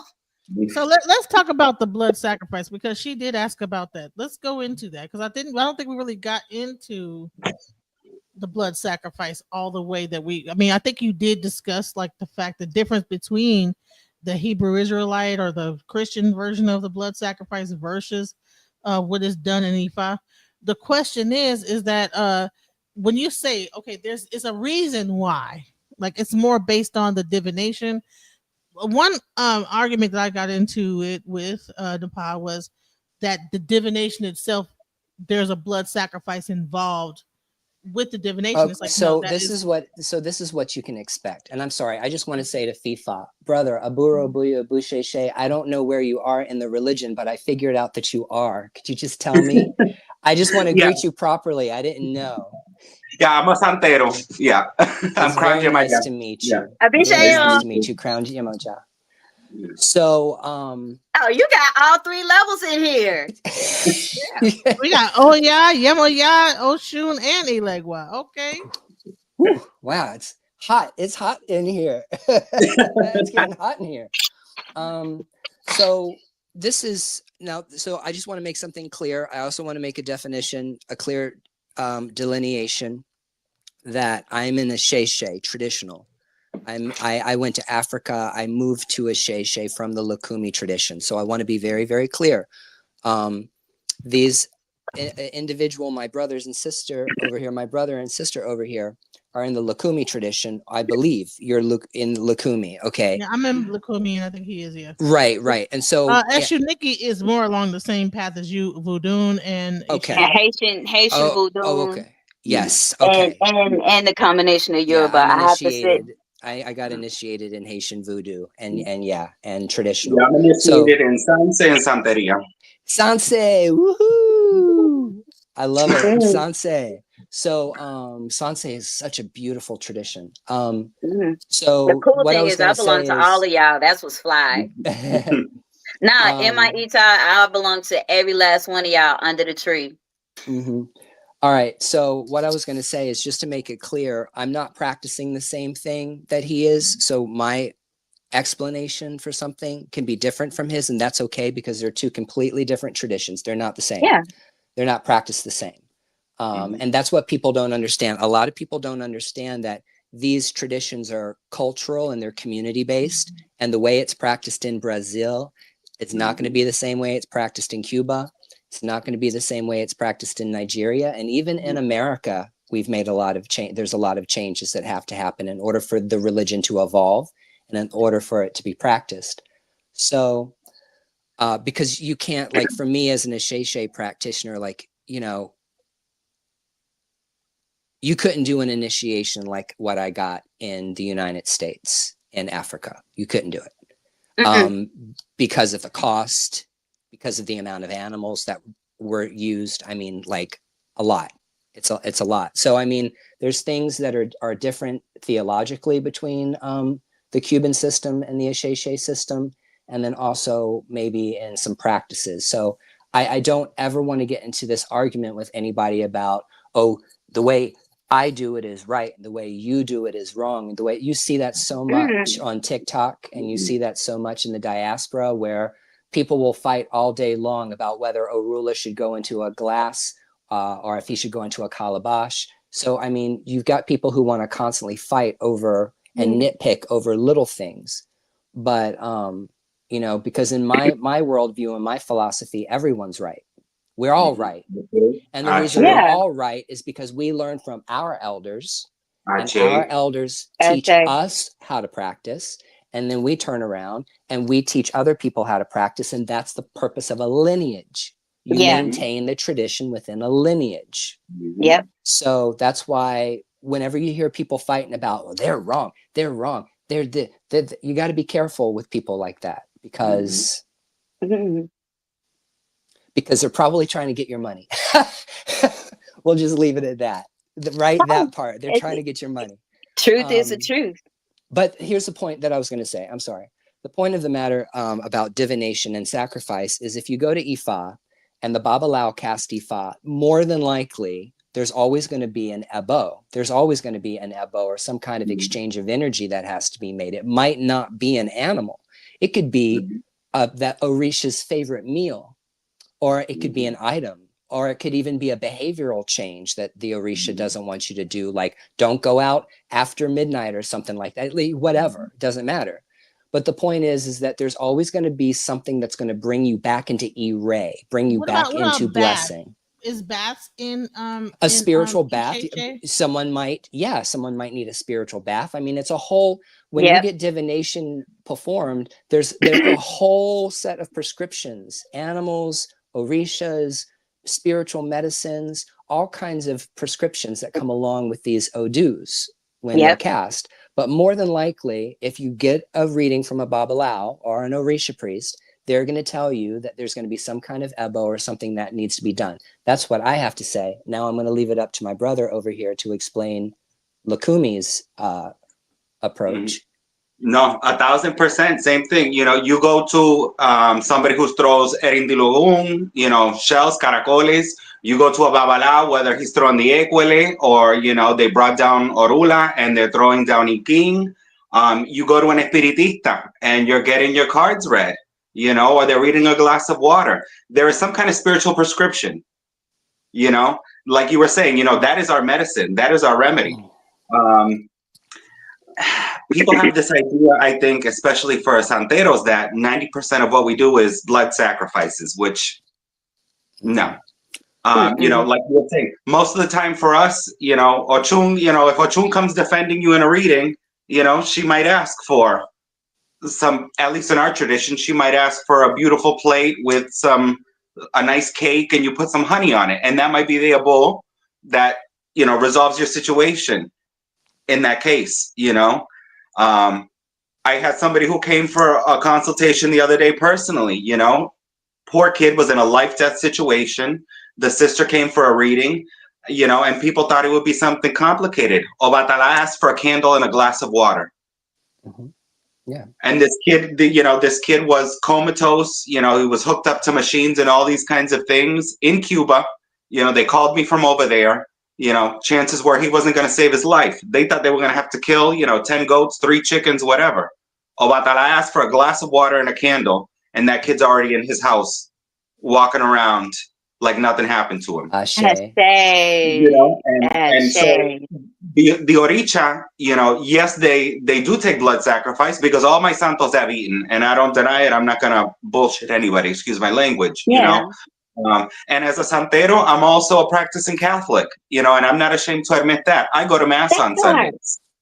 You know, I go to Mass on Sundays, you know, and I look at the sacrifice that Jesus makes on the altar for me completely differently than I look at the sacrifice that if I give one of my santos an animal to eat, you know, because I hate to say it, you know, when they put that plate of goat in front of me, I'm ready to go to town because it tastes good. But if somebody brought me a plate of Jesus Christ alive on the table, I don't think I would be very willing to consume it. I have to be very realistic about that, you know, and I'm not completely out of touch that when we say, you know, that Eucharistic feast or that communion is the body, blood, soul, and divinity of the Christ, you know, I know she was trying to say comparable religion, but I just can't compare our sacrifice of Eyebale with the sacrifice of Christ and for the forgiveness of sins. It's just two completely different things. Well, Completely first I different would things. say is that we don't believe in necessarily, is it sin? Is it That's just more? it. In at least in Santeria, we don't have this concept of eternal damnation or sin or needing the That savior part. to come. You know, We don't it's believe like, in the devil. no, it's like, you know, I love it. A lot of the old santeros will tell you, go save yourself. Ain't nobody gonna save you. Go save yourself. You That know, and part. that's what your oricha are for. You know, it's just like, and what they do through the divination is they tell you how to save yourself. They tell you what ebos is to do, how to align yourself. You know, like Ayefunfun was saying, you know, a lot of the times it's a character change in your life. It's don't do this, don't do that. If they're telling you don't go out after 6 o'clock, guess what? Maybe you like to drink a little bit too much and you're spending too much time in them bars. And that's distracting you from living Iwapele. You know what I'm saying? And living good character and taking care of your family, or, you know, working the 2 jobs that you're supposed to, you know, and you complaining that you broke and you got problems and you got bad health. But the Santos are telling you, guess what? Get your ass in your house before 6 o'clock, because they're trying to align you, and that's the abo that they're telling you that's gonna fix you up. Ashe, and can I add on to that? Can I piggyback on you for a Please, second please. with that? Because there's a lot of fear mongering around orishas, because you'll hear people who are uneducated, who don't work with their orishas or don't know the orishas, say, oh, the Yeah. orishas are going to get you. Oh, the orishas are going to get you. Are they going to kill you? Are they going to come after you? And all of this stuff. And what I mean, this is what I believe. We have spirits of misfortune in the world. There are spirits of misfortune, sickness, loss, death, calamity, spirits that cause accidents, all kinds of things, right? But the orishas are here to help us in life. They love us. They're the creators, right? They're part of the creation itself. So these spirits, the orishas, are like saints because they help us in life. They give us what we need. And you know, one of the reasons why we stay in Ire, or why we make Ebo, or why we keep ourselves in alignment with our destiny, is it protects us from all those negative forces. It keeps those spirits of misfortune at bay. But you know, the orishas are here to help people, and they're, you know, they're not demanding. I have never in my life, since I came to voodoo or since I came to orisha, have ever had an orisha come down and scold me. And there have been so many times that I thought that I was going to get divination done and Oshun was going to be really, really mad at me or yell at me or something. That's not the way I've been treated. And I feel like people need to understand that the orishas are not evil in any way, shape, or form. We do not have this idea of a devil, an ultimate axis of evil. And that the orishas are here to help us in life, not hurt us, not harm us, not hold us back. And can we also discuss about orishas not being something outside of you? So the orishas live in us as much as they live outside of us, in the same way that your grandfather and your grandmother live in you and outside of you, and your mother and your father live in you and outside of you, in the same way that God lives in you and outside of you, and Christ's consciousness exists in you and outside of you. So we're all one big unified spiritual force and body. We're not separate, you know. And yes, you can't, we do appease the orisha as an external force, but they are like this with us, like In that. Yoruba, in Yoruba, it is said that we come here with the main orisha, our ori. Our ori is our main orisha that we come down here with spiritually, and we leave with our ori. Many of the rules that I know in voodoo, we literally request that all initiates and everyone is trying to practice. The first rule is you need to know your ancestors before you even try to play with the orishas. That is the first rule. If you run away from Uncle Joe and Uncle and Aunt Sally because you don't like them, that's you running away from your ancestors. You got to face some fears. You got to face those ancestors first, and you have to you got to decide for which ancestors you're supposed to deal with and which ancestors that you're supposed to have on the altar before you even play around with the Orishas. Your Ori, bottom line, your Ori is your only Orisha you come here with, and it's you praise. When you wake up in the morning, you supposed to, I mean, what do? We grab our Ori, Ibashe Ori, Motuba Ike Ori. We give praise to Ori. We have to. Yeah, and that's the whole reason why you would have divination cast for you is if you're not feeling well, like if you feel like there's something going wrong in your life, the reason why you would have divination performed is to consult, your divine consciousness, Ori, and your Ori instructs the Babalao. There's a conversation that's happening between the Opuele or the Ikin, between Ifa and your Ori. There's some kind, can we talk about quantum physics for a second? There's entanglement that happens. Can we talk about quantum physics for a second? Come on with the before we go into quantum entanglement, explain what Ori is. People probably don't know what the word Ori means. So Ori, O-R-I, is your head. Okay. But it can relate to the physical head. But when we talk about it in the sense of what we're talking about in Ifa and Orisha, we're talking about like your higher spiritual self, the part of you that's directly connected to God and is never separated from God. It's treated like its own personal divinity. It's your personal divinity. So your Ori, your consciousness, right? That's what you're working with when we're talking about Ori. Orisha. It's closely connected to Orisha, chosen heads, because we're talking about consciousness. We're talking about consciousness, energy consciousness. All right, now go get into quantum physics and stuff. Well, I mean, I was going to say, when you sit down and the Babalao sits down, or the Santero or the Oshun priest or whoever it is you're talking to, or the Voodoo Azan that's doing a reading for you, that person is going to start performing divination, and there's going to be communication that happens between your divine self and the oracle. If that person has been divinely called to be an oracle, some people are not meant to be oracles, okay? But yeah, I'll even throw this in. I'm going to leave it. I'm not going to say anything. I said what I said. Some people should not be performing divination. But if you're sitting in front of a diviner that's doing divination and very, very good at it, they're making a connection between you and your higher self. And that the result of the divination is going to be this conversation that happens on a deep quantum level that we don't understand, but it works.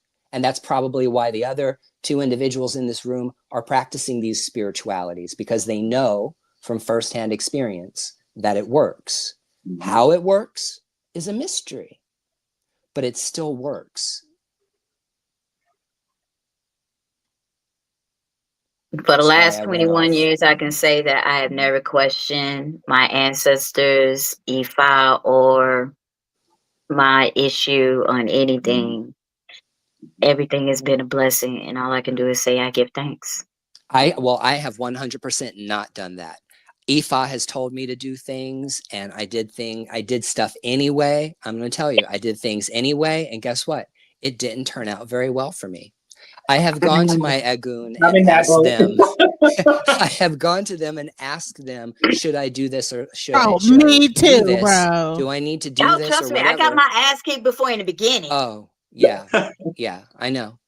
And so but that wasn't me being punished by an Orisha. That wasn't me being punished by anybody. That was the Orisha and the ancestor said, if you do this, it's not going to turn out good for you. And if you do this, it's going to turn out good for you. And then when I did the opposite, I got exactly the result that the spirit said. So from my own direct experience, when I perform divination with my spirits, and I actually use lots of forms of divination. I don't just use just one. I use a lot. depending on the spirits that I'm working with. When I follow their advice, things usually tend to go well. And when I don't follow their advice, things go to shit really fast in a dumpster fire. And so over time, I have learned to be an obedient child and listen to what the Orisha says and what the ancestors say, and, you know, do that. But that isn't because I read it in a Bible. It's not because I read it in a Bible somewhere. And the Bible said, oh, don't do this, don't do that. No, one beautiful thing about, well, because, you know, the Jews, the priest when they went in before inside the tabernacle or whatever into the most holy in order to communicate with the God of the Israelites, what would they do? They threw obi. They did the same thing priests did. They cast lots. They cast lots to divine the will of that entity. That's what they did. They had their own thummim and what's it called? Mama Sunfire. It's a thummim and the something else. A thummim and the humming, or something like whatever. Yeah. So that's a divinational tool that they use to communicate the will. And that's exactly what happens. Now you're talking about like similarities between like practices. That's old. That's an old practice. That's an ancient practice. You know, they believe that Orisha practice has been practiced since at least 500 BC in West Africa, at least 500 BC, but it's older than that. It is. Archaeological records show that. So we're talking about ancient practices here that have been practiced continuously until the transatlantic slave trade brought all of those Africans to the Western Hemisphere and landed in Brazil and Cuba and all over the Americas and brought that spirituality here. It's ancient and it should be respected. And that's why people are afraid of it. Because you go to an Orisha priest and they tell you your destiny and it happens and they freak out. Listen, can I tell you something real quick though? Let me tell you something. One of my biggest things in my Ita is you should not have nobody living with you, period. And my biggest problem is that people come to me and be like, hey, I got $600. And I'll be like, well, damn, I need that money, right? And I'll let them live with me. And honey, I just had the police at my house today. And let me tell you something, I'm trying to get these people out of my house, right? It's like no matter honey, I have listen, and everybody that know me know that I be taking people in like I'm like the damn homeless shelter. I'm like, okay, well, come on, well, you got 500, all right, because I be needing that money, right? But let me tell you what's so crazy about it, right? Let me tell you how it's weird. So I invited the person. I was not supposed to do this. I was not supposed to have nobody in my house because y'all don't have nobody in her house. You don't have what? So. And it's been so hard because I'm coming from Christianity where you're supposed to, in my mind as a Christian, I'm supposed to like give and this and that. And the first thing is like, stop giving, stop doing it. And that was the hardest thing for me to do, to stop doing this and stop doing that and to turn into another person.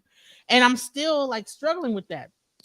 Honey, listen, it was like, no, they're not going to appreciate it. It doesn't matter who you do it. They're not going to. I got told this. And no matter what I was told, in my mind, I'll still be like, well, what if they gave me some money? I will like try to rationalize the way. Well, what if I get like $500 about it? What if they do this, whatever? And so I'm learning that, no, it said don't do it. It don't matter what. If you get 500, 200, no, it said don't do it. And so the moment the girl leave out my house, so she gave me $60 to stay another night. And I said, no, you gotta get out. And the police came. It was a whole scene. The moment she was gone, somebody sent me $100. I hope you kept the $60 too. No, I gave it back to her. But listen, I got like 100, I got $40 more by just getting her the hell up out my house. You know what I'm saying? So that was like, for me, spirit confirming, like, you get don't be having niggas in your house. What are you doing? You know what I'm saying? Use my language about niggas. But I'm just saying, you ain't supposed to have nobody up in your house. But I so reason why nobody don't know where I stay. Right. No, you ain't supposed to have nobody. And the taboos that happen in this religion are, you have to adhere to them and you cannot play with them, because when you don't, it is hell to pay. It'll seem like it's going smooth at first, But trust me, the outcome is not to play with. You'd be like, oh my God, why am I talking to the police? But sometime in Arisha, just like today, Ogun, you know, he had enough like thing. The police didn't believe her, and you know, they didn't take me off to jail. You know what I'm saying? Because I was really, my temper was fixing. I wanted to go up the steps and whoop some behind, but I said, let me just calm down because I'm not supposed to like get upset. Let me stay down here and chill out because I'm not supposed to get too mad because I could have a stroke. That's what I was also told too. So one part of like the ETA, I be told, don't get too mad. The other one is don't have nobody in your house. So it's a hard thing because if you'll be told a taboo that is a part of your, like, imagine, and this is why it's kind of sad because most people like were born this way and told their taboos as a child, and so they grow up with their taboos and get to learn that. But if you're coming into this from America and you're like in your 40s and you're trying to learn a whole new way of life, Oh yeah, you be rebellious like a champ. I can actually sit here and I have witnessed people go against their ties. They have lost their house, they have lost everything. And then they go crying, talking about what happened. Did you do this? No, I didn't want to do that. you was told, and that's the thing about this religion. You get told what not to do, but you do it anyway. But let me just say this real quick. Mel is on the chat. I want to see, Mel, you had some questions. Welcome to the chat. Welcome to Alchemizing Energy. How you Hi. doing? Hello, how you guys doing? Good. All right, all right. All right, so I understand that one of you guys used to be, at least one of you used to be a former Jehovah Witness. I didn't get to hear the whole program. That would be me, brother. Oh, okay, great. I grew up as a Jehovah's Witness too. And I actually was at Bethel for 10 years, so that's kind of how I woke up in the process. But nice to make your acquaintance. I look forward to getting to know you. Yeah, it's nice to meet you. I heard that you were gonna. Did you already do an interview, or you're getting ready to do an interview to talk about it? I did an interview on this You did an channel interview, some time ago, but yeah. I plan to do a more official interview coming up soon. So Yeah, we'll see yeah. what happens. I mean, you're a Bethelite. Like, my hat's off to you. That is a very, very, very, very rough life, especially if you are in. So anybody that doesn't know what a Bethelite is, that's very, very, very special. You have to be chosen to go to Bethel in the Jehovah's Witness organization. You have to be very, very faithful. You have to show good character and demonstrate good character. And you actually take a vow of poverty. You renunciate the world, and you go and you live at the headquarters and you work on behalf of the organization, and they work you to death. And so I admire you, brother, We for salute you. your service, but I'm glad you woke up and I'm glad you're not in it anymore. Yeah. Very good. Yeah. So I basically just came up to say hi because Monica just was telling me about this going down today. So it's very good. I got a chance to hear some of it though, so it sounds good.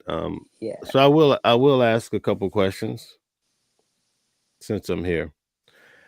Now, I'm not versed on voodoo. Is there a difference between voodoo and Vodoon, as they would pronounce it? So Or in is West, it the same thing? well, I will answer that if everybody doesn't mind. I will go ahead and go there.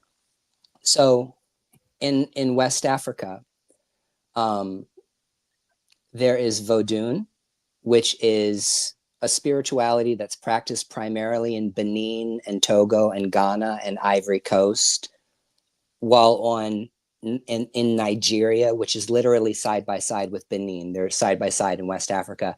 In Nigeria and those regions and moving towards the Congo is very heavily Orisha dominant. So the Ifa Orisha religion, as you would see it practiced in Santeria or Lukumi in the diaspora, Orisha has to do with mostly Nigeria, whereas Vodoon has to do with more West African countries Loa. going west.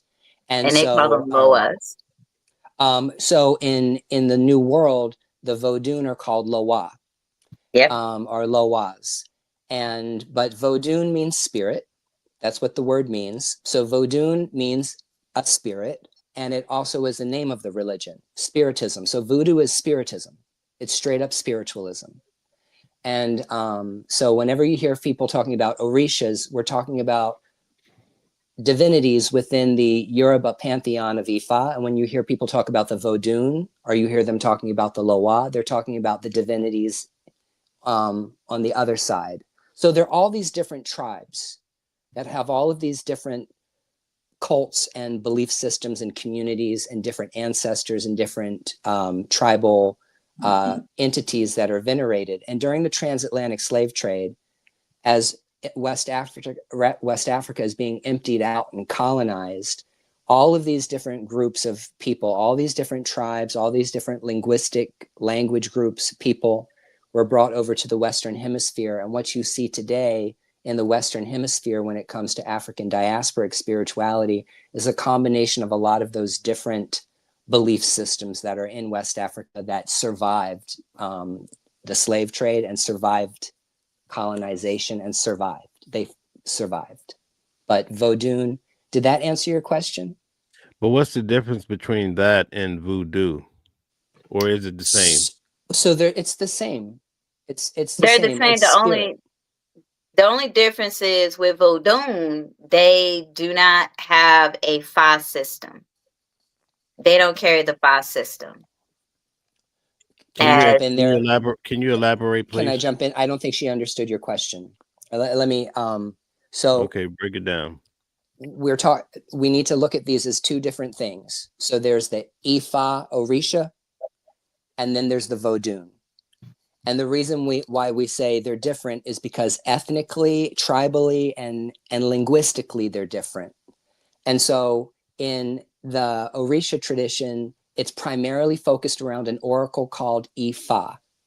And Vodoon in West Africa also has Fa, but they call it Fa or Dafa. They don't call it Ifa. It's Dafa or Afa or Fa. But it's an oracle system that divines on behalf of the individual practitioner and the divinities or the spirits that are called in these traditions. They're the not same. take away. Not take away, but they're different. They're just different practices. But Yeah. but one thing that did happen was, like in Dominican Republic and Haiti, the voodoo that was brought over and the practitioners that survived slavery, they didn't keep alive the Fa system that they practice in West Africa, like in Haiti. So when you work with Haitian Mambos or you work with Dominican Papa Loas or Mama Loas, they're usually using some form of divination, but it's not going to be the divining chain that you see people use in Orisha, in Ifa. So there are differences in the way the traditions developed in the New World. And one of the things that got lost in voodoo in New Orleans, in Haiti, in Dominican Republic, and everywhere else is that Fa system of divination didn't make it. However, what's interesting, if you practice Lukumi or Cuban Ifa, what you will know if you study it long enough is that a lot of what is in that particular system of divination does come from the voodoo side. There's a lot of voodoo practices of the Fa system made it into the Lukumi Ifa system. Okay, so they all influence one another. Very good. You're very well spoken. Oh, thanks. I'm a brainiac. I do nothing but read books. I'm a brainiac. People think I'm a nerd or they think I'm a know-it-all, and I'm not. Yeah, I'm not. I can tell. No, you got to be like that. You have to be. Yeah, that's good. So I'm gonna go further. Okay. Mm-hmm. In the Jehovah Witness or in the Christian world, a lot of the fear comes from the thought of a demon or spiritism, right? You know, as a Jehovah Witness, they draw fear on spiritism. You get these stories, like there's a myth in the Jehovah's Witness religion where there was this sister someone knocked at her. She was knocking at some door in the Bronx, someplace, and the guy was thinking about doing some evil things to her, but he saw two angels standing behind her. Like, you know, you get these stories in the religion or Smurf got up. This kid was playing with a Smurf in the Kingdom Hall on the back row, and the Smurf got up and walked out the Kingdom Hall cursing. So you hear these stories. Yeah, But they also the use It was a Smurf, the Smurfs, like Papa What Smurf. was it, yeah. Papa So Smurf? That's what I want to know. Was it Smurf? Yeah, no, I heard no, the these Probably. stories Smurfs were before. This demons. is fucking he was like, awesome. the Smurf was like, I got to get the hell up out of here.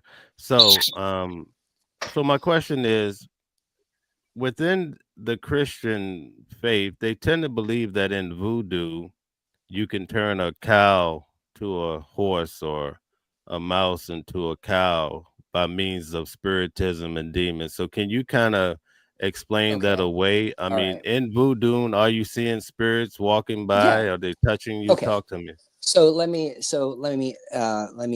this is how it works. The three oldest religions, or we don't want to call them religions because religions are constructed by communities. The three oldest spiritual practices are animism, shamanism, which is mediumship, and ancestor veneration. And all West African religions contain those components. Animism is working with spirits of nature, it's working with nature. Mediumship or shamanism is interacting with the gods, interacting with ancestors, interacting with spirits, terrestrial, celestial, chthonic, doesn't matter. And then you've got ancestor veneration, which is honoring the ancestors and wanting your ancestors' blessing in your life, calling your ancestors, asking them to come back to help you, and that kind of thing. So all of this is based in spiritism. Voodoo is spiritism. And Orisha is also spiritism because we work with spirits. We work with disembodied spirits. But there are levels to this. You know, there's just like any other spirituality or spiritual system, there's pantheons of different entities and groups. Even spirits walk in tribes. Even the spirits walk in their own tribes. So if you're going to practice this spirituality, you should be open to having psychic dreams. You should be open to potentially hearing or seeing spirits. But the spirits we work with are not evil. They're not demons. The Orishas are not demons. They're more like angels or Catholic saints. They're positive entities. There are spirits of misfortune, but they're not evil in the sense that Satan and his demons are evil. They're evil. They're an evil to mankind because they bring about death or decay, or because they bring sickness, or because they cause a loss of good fortune. So, but all of this is based in spiritism, 100%. Did Okay, very that good. answer your question? Yeah, very Kind good of. job. Very There's good job. another thing though. The other thing is we do believe in spirit possession too. So there It's will called be spirit riders, mounted. We call it getting mounted mounters. by the spirit. And so in a lot of these ceremonies or traditions, you will see people who will be overtaken by the spirit, and it could be a spirit of an ancestor, it could be an Orisha, it could be a Loa, whatever spirit is being called might come into possession into somebody. And someone will, when the spirit takes over, that person under the influence of the spirit will now start behaving, acting like, dancing like, talking like, and giving messages from the spirit.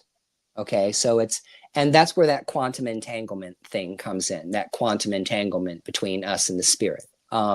But so spirit possession is a thing. And that's the other thing that freaks people out about these traditions. But to me, when I see some holy roller in the Pentecostal church fall out and the Holy Ghost grabs them and they start screaming and all kinds of falling out and all kinds of other stuff, they're mounted. They're still mounted by spirit.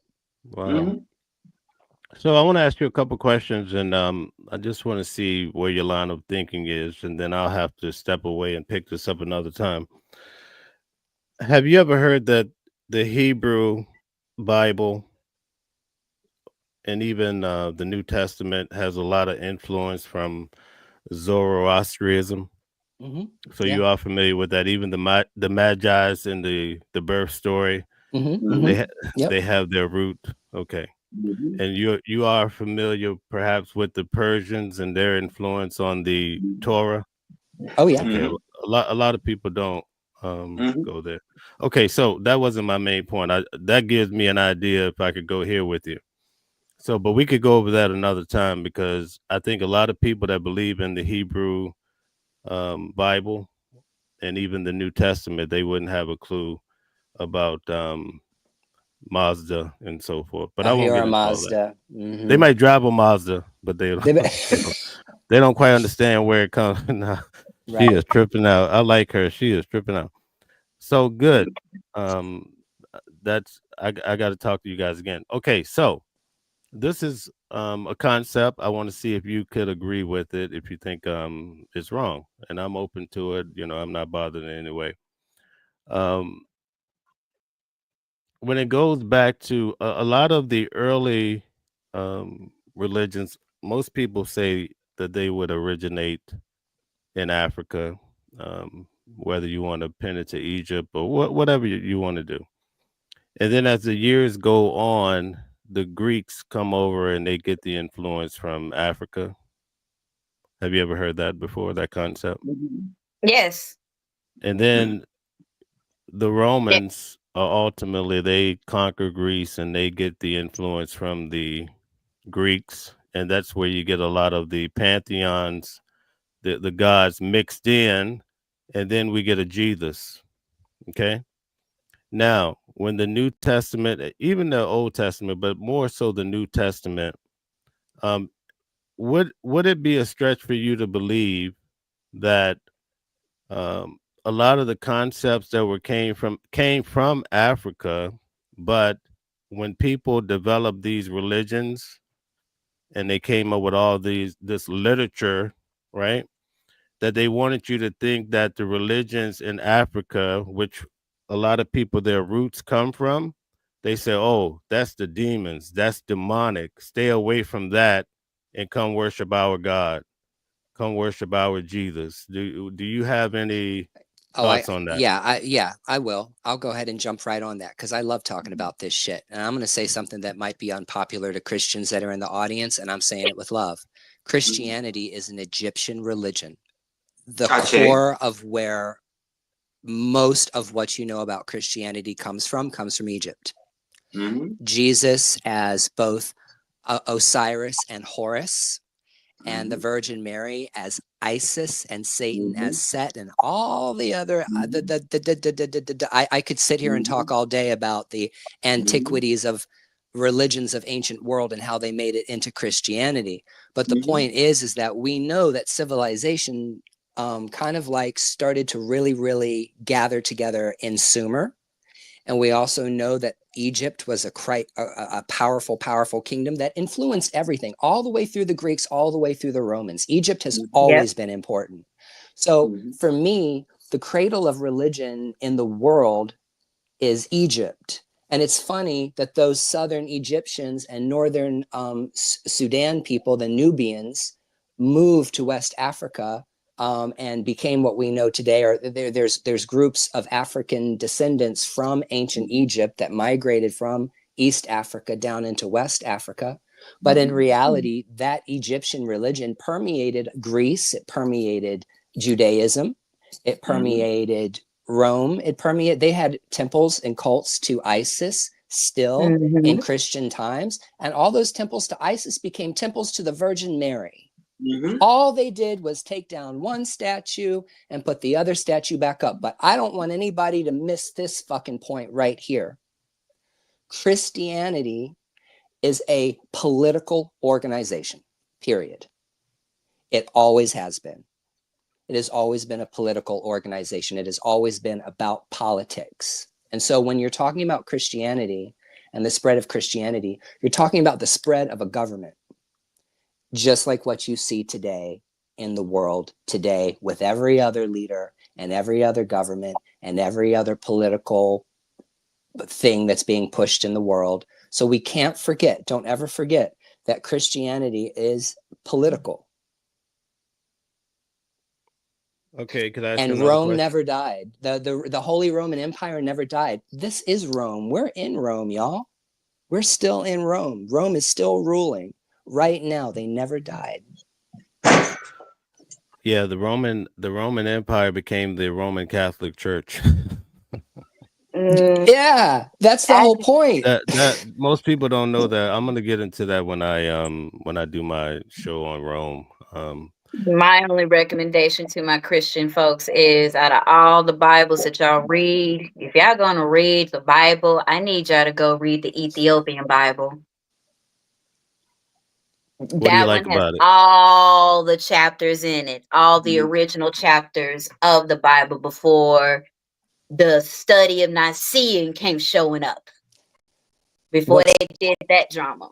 But, what's I so digress. interesting is Orthodox. I would say if anybody's interested in learning about Christianity as it was practiced in the old ways, I would say read and learn about the Ethiopian Orthodox Tawahedo Church, listen Yep. to their liturgy, Yep. read information about them, because I tell you what, I went to a service at an Ethiopian Orthodox church and worshiped with the Ethiopians. And they're lovely people. They're beautiful, beautiful people. And it's so amazing because their Christianity is so distinctly Christian and distinctly African at the same time. It's a beautiful Yep. thing to watch. The And the Coptic Church music is amazing.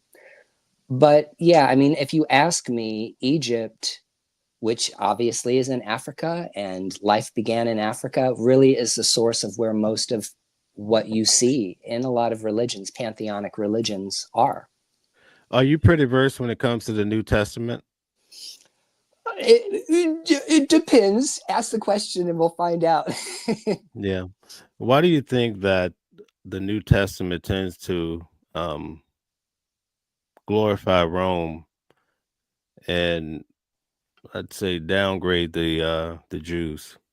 Because it was written during a time where Rome was in power. God. Yeah, but I want to go a little bit. I want to unpack Well, it a little bit can more. I interject on that? I think if we look at modern Christianity, and especially with the rise in Protestantism, the Church of Peter, per se, or the Church of Rome, what we think of what predominates, Peter, as the apostle, stayed centrally in Rome. But Paul, if you're familiar with the apostle Paul, actually was the one that went out to evangelize. And he was the one that started spreading these gospels or these teachings. And if you look at most of the New Testament books, the epistles, the letters, and these kinds of things, they were written by Paul, you know. And who they answered to? They answered to Rome. You know, he was, let's say, the first bishop according to the teachings of the Catholic Church. You know, he was the rock on which Christ built his church. You know, and they built these councils, like our brother Adjefumfum was saying. They created a governmental body within their faith since day one. You know, Christ died, and let's start a political body. You know, to organize and really control and operate these churches on a grander scale as we go spreading this new faith. Let me stop you there. What's your name? My name's Fefa. Okay, nice to meet you, Mel. Do you think that the Roman Catholic Church was behind the New Testament from the beginning, or do you think they commandeered the movement later? Yes, later absolutely, in the third absolutely. Absolutely. No, we have to hold on. I'm college educated here. College educated. I got to jump in real quick and stop any misinformation. Well, the only reason I want to say that is because of Saint Irenaeus, who wrote a lot of the early Testament books, and it wasn't the apostles themselves. And Irenaeus was considered one of the early bishops in the first century. Right, I know. I'm just saying that, like, the language that we're using, and I'm sorry, I'm not trying to be a bitch in any way, shape, or form. I'm just a stickler. I want to be very, very clear because lines can get blurred. So in the first century, let's say after Jesus passed, whether you believe he was a real person or not, doesn't matter. After Jesus died, okay, and his followers, the people that followed him, continued on his tradition. Within the first 100 to 200 years, there were many, many, many different factions of Christians. There were many different kinds of Christians. Nobody was Catholic. Nobody was Orthodox. Nobody was Protestant or any of these. There were different groups of people, communities that held on to certain beliefs about Jesus. What happened 300 years after Jesus died was they went in and decided, we're going to make this a religion. We're going to codify this. We're going to make it an organization. Constantine did this with gathering all the bishops of the ancient world together. And he said, I want you to produce a doctrine. Tell me what is and what is not Christianity. And what those people went with were the teachings of Paul. He was officially who the Orthodox churches and the Christian churches, they really found their teachings on the teachings of Paul. So they said, Paul said, this is how things are, and we're going to do it like that. And anybody that did not believe in that version of Christianity, which we would call Orthodox and Catholic today, got wiped out. They got slaughtered. They got killed. They were, oh, you don't believe that Jesus really was a living person? You're dead. Oh, you believe women can do shit? Oh, you're dead. Oh, you believe that being gay is okay? Okay, you're dead. So what they did was they systematically went through and silenced all the other religions, all of the other groups of Christianity. So I just wanted to make it clear that when we're talking about the Bible is not a book. It is a compilation of different books that were put together and a story was created. See, if you read the Bible from cover to cover, you're going to realize that there isn't a beginning, a middle, and an end where God creates the world, Jesus is born, dies for everyone's sins, and Armageddon comes. Like, it's more complicated than that. It's very, very complicated. So if you sit down to read the book like you read Lord of the Rings, you're not going to get a cohesive story because they were never meant to be a Bible. In the exact same way that, like, African traditional religion was never meant to be organized into a religion. These are community-based practices, and the community decides what the rules are. The community decides what is moral and ethical. The community decides how we're going to define God and how we're going to define our saints and intermediaries. But the Bible, there's so many texts that were lost because once Constantine's Rome became the Holy Roman Empire, everything else got destroyed. And Okay, so let's start from there. Right. So going back to my question, right?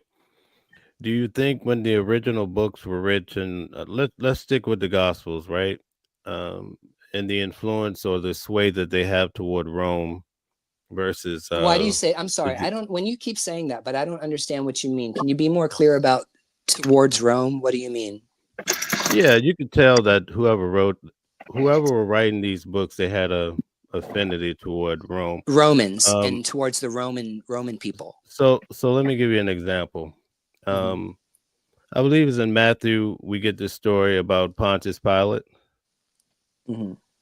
And when Jesus is brought before him, he says, it's odd that his wife would say, you know, I've been having dreams about this man this week. This man has done nothing wrong. And then Pontius Pilate, he gets up, he washes his hands, and he says, you know, basically he's free from the blood of this just man. So now we have guys that are, or individuals that are not of the faith, we'll call it. They're basically doing the right thing, and the Jews are the ones that are, the Jews in the same instance, they say, oh, this is what it says the people say. When he gives them an offer, you want Barabbas, you want Jesus. Oh, let Barabbas go free. We want Jesus, his blood against us and our people.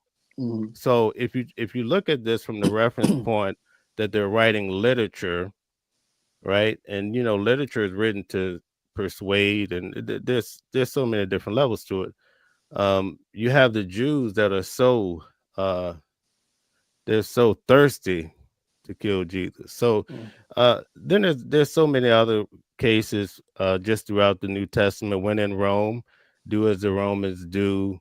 I think in Hebrews chapter 13, verse 1, it says that God put the rulers in office, basically, right?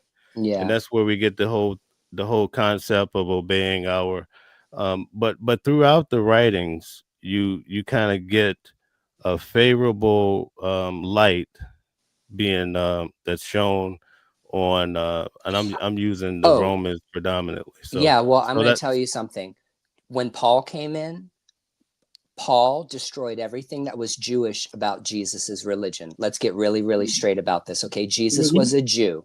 He was a Jewish man. He was born and right. raised a Jew, and he practiced Judaism. There was at no point in time did Jesus ever tell anybody to stop practicing Judaism. He never said that. That's not any words that ever came out of his mouth. Stop practicing Judaism. He never told people to do that.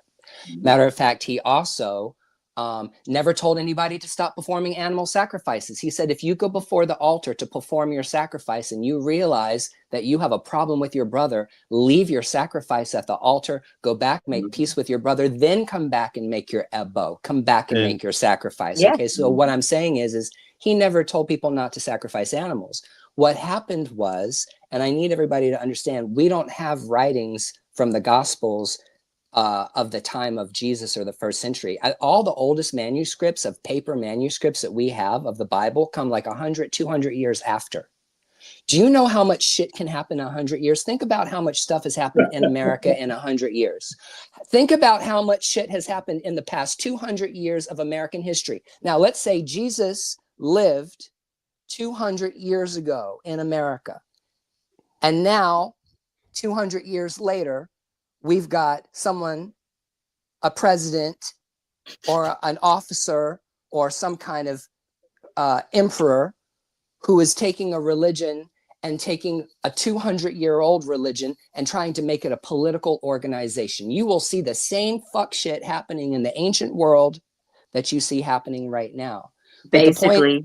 But the point is this is why I have a problem with Paul. Did Paul write a lot of nice things? Yeah, he wrote a lot of really pretty stuff. But Paul comes in and systematically destroys everything Jewish about Jesus's religion. He gets rid of circumcision, meat-eating practices. He starts obliterating everything that's Jewish, which makes me think he was a psyop or something. Because what he really did was he came in and said, oh, no, Jesus didn't mean that. He meant this. Oh, no, Jesus didn't mean that. He meant this. And so the Christianity that y'all follow is 100, and I didn't mean y'all. I'm sorry. I don't mean y'all. I don't mean you. I'm saying in general to all those other motherfuckers out there that No, we the ain't Christianity, Christians. the Christians that are there though, are following a kind of Christianity that is primarily influenced by the Apostle Paul. And that's why you have this bias towards Rome. So let me jump in with you for 1 minute because I'm gonna have to go probably in like 3 or 4 minutes, right? We'll definitely have to pick this up again. But I think it's in Mark chapter 12 or 13, I believe, where another book calls him a lawyer, but he comes up, I think it's Matthew calls him a lawyer, but he comes up to Jesus and he says, what do I have to do to obtain everlasting life? Something to that effect. And Jesus tells him, he starts rattling off the law, right? You must so forth and so forth, love God, whatever. Okay, if that same individual had talked to Paul, let's say 20 years later, Paul would have told him something completely different. It's not the same religion. But you know what? Your average Christian that you talk to him, and listen, I was at the top of my religion for a long time. I wasn't getting into the word like that as much as I do now, believe it or not. And I don't even prescribe to any religion. But most people just don't understand that small point that Paul was actually teaching a different type of religion than what Jesus said. In fact, in the Sermon on the Mount, what did Jesus say? He said that if you change one jot or tittle of the law, right, you're in hot water. And how did Paul, a man that did not walk with Jesus in person, and he comes and says, hey, I have this vision, and now you're going to follow me now. Now, I don't know how versed you are on the actual the movement that Jesus started was known as the Nazarenes. Some call the Way People or the Ebionites, right? Ebionites. So those were the individuals that Paul was having his contention with, right? And he said, listen, I went around these guys and I profited nothing at all. Like, what do you mean, Paul? So it's a lot there to unpack. I mean, we could rock on all night. I could really go there.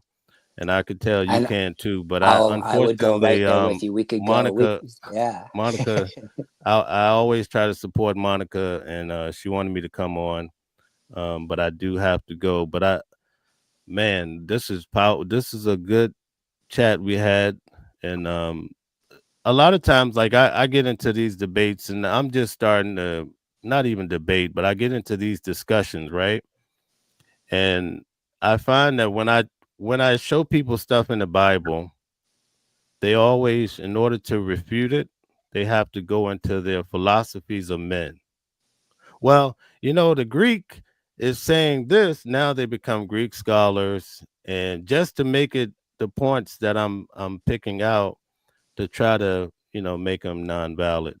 Mhm. Now we did a show, and I probably got 2 minutes left. We did a show recently where I showed how there's a discrepancy, and I'd like to get your viewpoint on that maybe the next time around. But in the book, I'll just give you a quick rundown. In the book of Matthew, it talks about Herod the king, also known as Herod the Great. He had put out the decree to kill the children under the age of 2, right? Mhm. According to most history that we find, Herod died in 4 BCE. So we have to assume that these things happened before he died, 4 BCE. So we got 4, 3, 2, 1, and then we have CE, 1, 2, 3, 4, and now we're in, 2025. But anyway, Luke points out a whole different story. In Luke chapter 2, he talks about the census, and it says that he's governor when the census occurs. And according to history, and even if you go to your blue Bible that a lot of people like to go to, it says that he's governor. And when you look it up in history, he becomes governor in 6 CE. Okay, 6 CE. Verse 5 of Luke chapter 2 says that Mary is great with child. So she's pregnant in 6 CE, if you want to go with what is being said by Luke in chapter 2. And we also tied that over into Acts chapter 5, verse 37, where it talks about Judas the Galilee, who died in 6 CE because he did an uprising to the same census. So here's the concept. Herod the Great dies in 4 BCE. Jesus, according to Matthew's story, is born prior to that, okay? But according to Luke, Mary is pregnant in 6 CE. So we have, let's say Jesus born in 6 BCE. We got 6, 5, 4, 3, 2, 1. 1, 2, 3, 4, 5, 6, and Mary's pregnant. So Jesus can't be born during the years of Herod, and also Mary is pregnant with Jesus over 10 years later. Mm. So it's those type of concepts that most people and listen, I've debated so many people about this loosely. They say, well, there was another census in 8 BCE, and that would make the story work.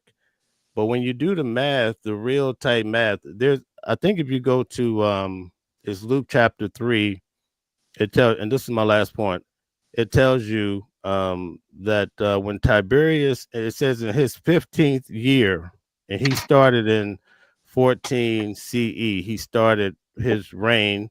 It says in his 15th year, Jesus was about 30.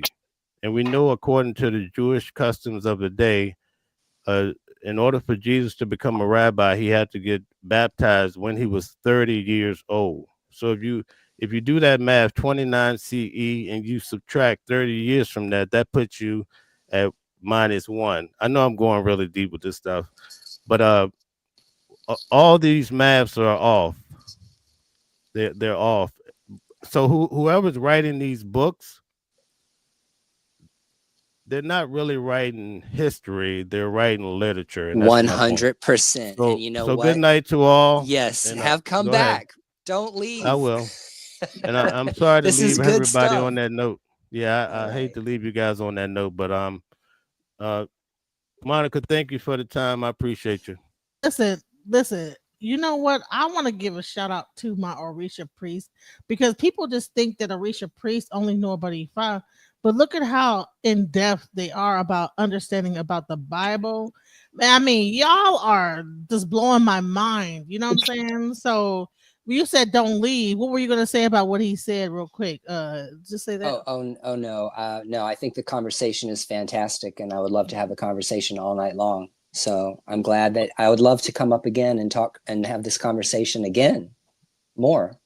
Right. So I really Okay. want to get before we like really close out this whole thing because we're reaching almost damn in.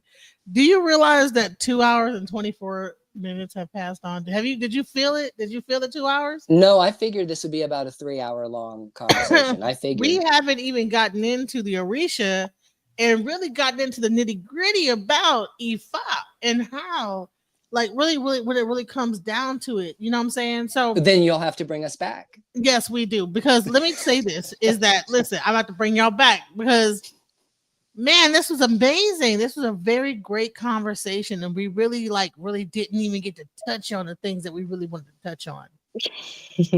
So when can y'all come back? And you know what? You Fifi, Fifa, honey, you got it's the Palestine dynasty of the so and so. I said what? And see, I'm not that I was a Christian, but I was not that adverse into it.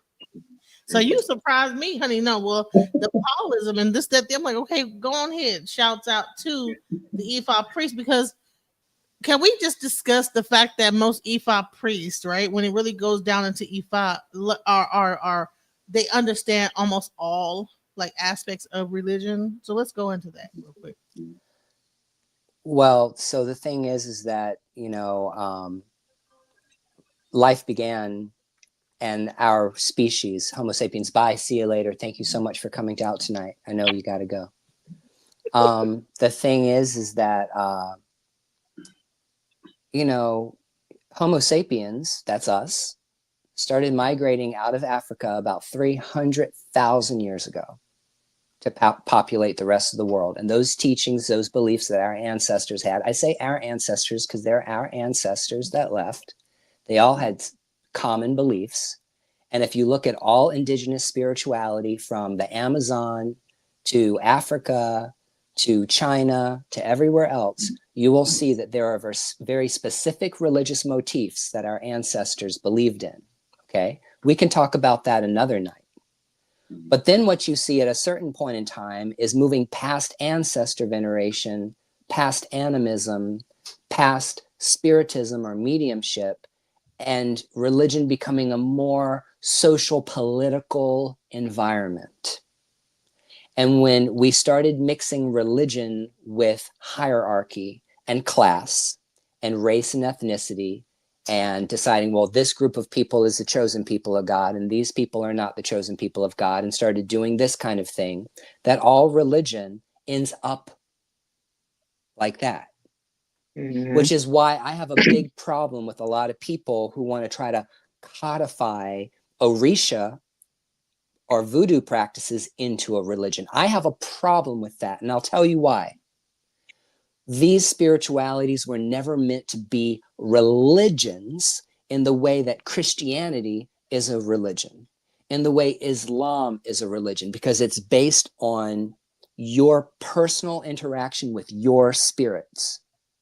It's based on your relationship with your ancestors, or your relationship with your spiritual court, your Egbe, your relationship with your Orishas. It is a direct faith where there is a communication that's exchanged between the person and God and between the avatars of God.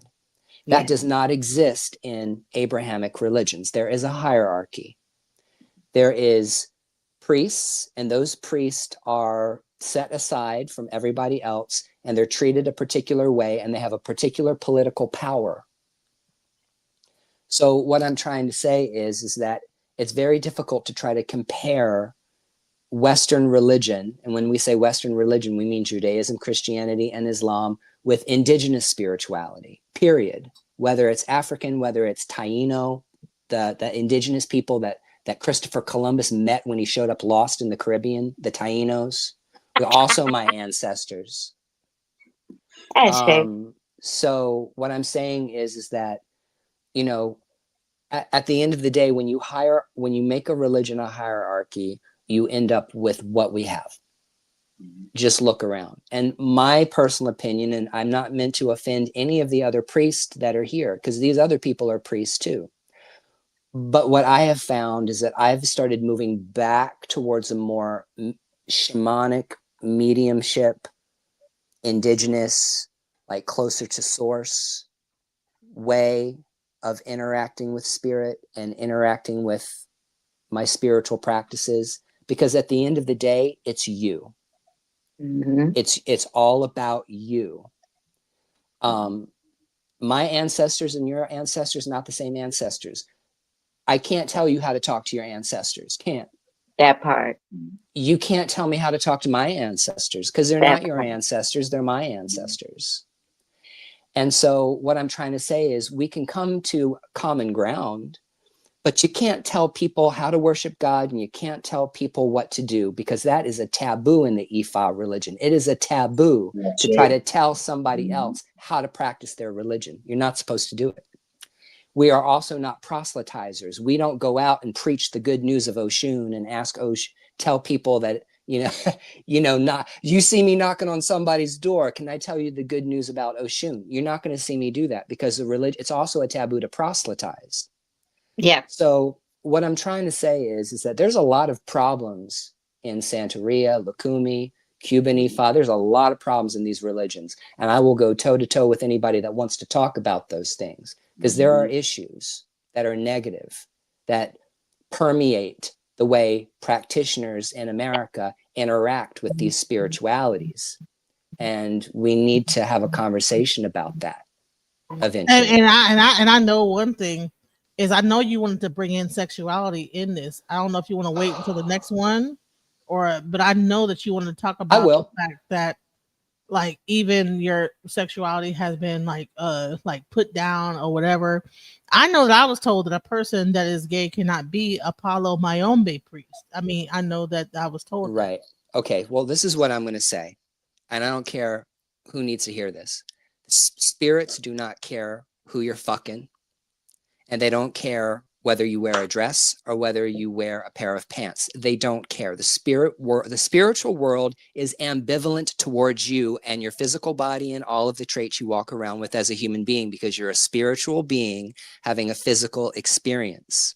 Real talk, real truth. Homophobia, transphobia, and the misogyny that we see practiced towards women in Cuban Ifa is directly inherited from colonization, and directly inherited from Christianity, and directly inherited from the Europeans that brought their shit down into Africa. 100%. Right, because a woman cannot be a Ifa, aka Babalawo.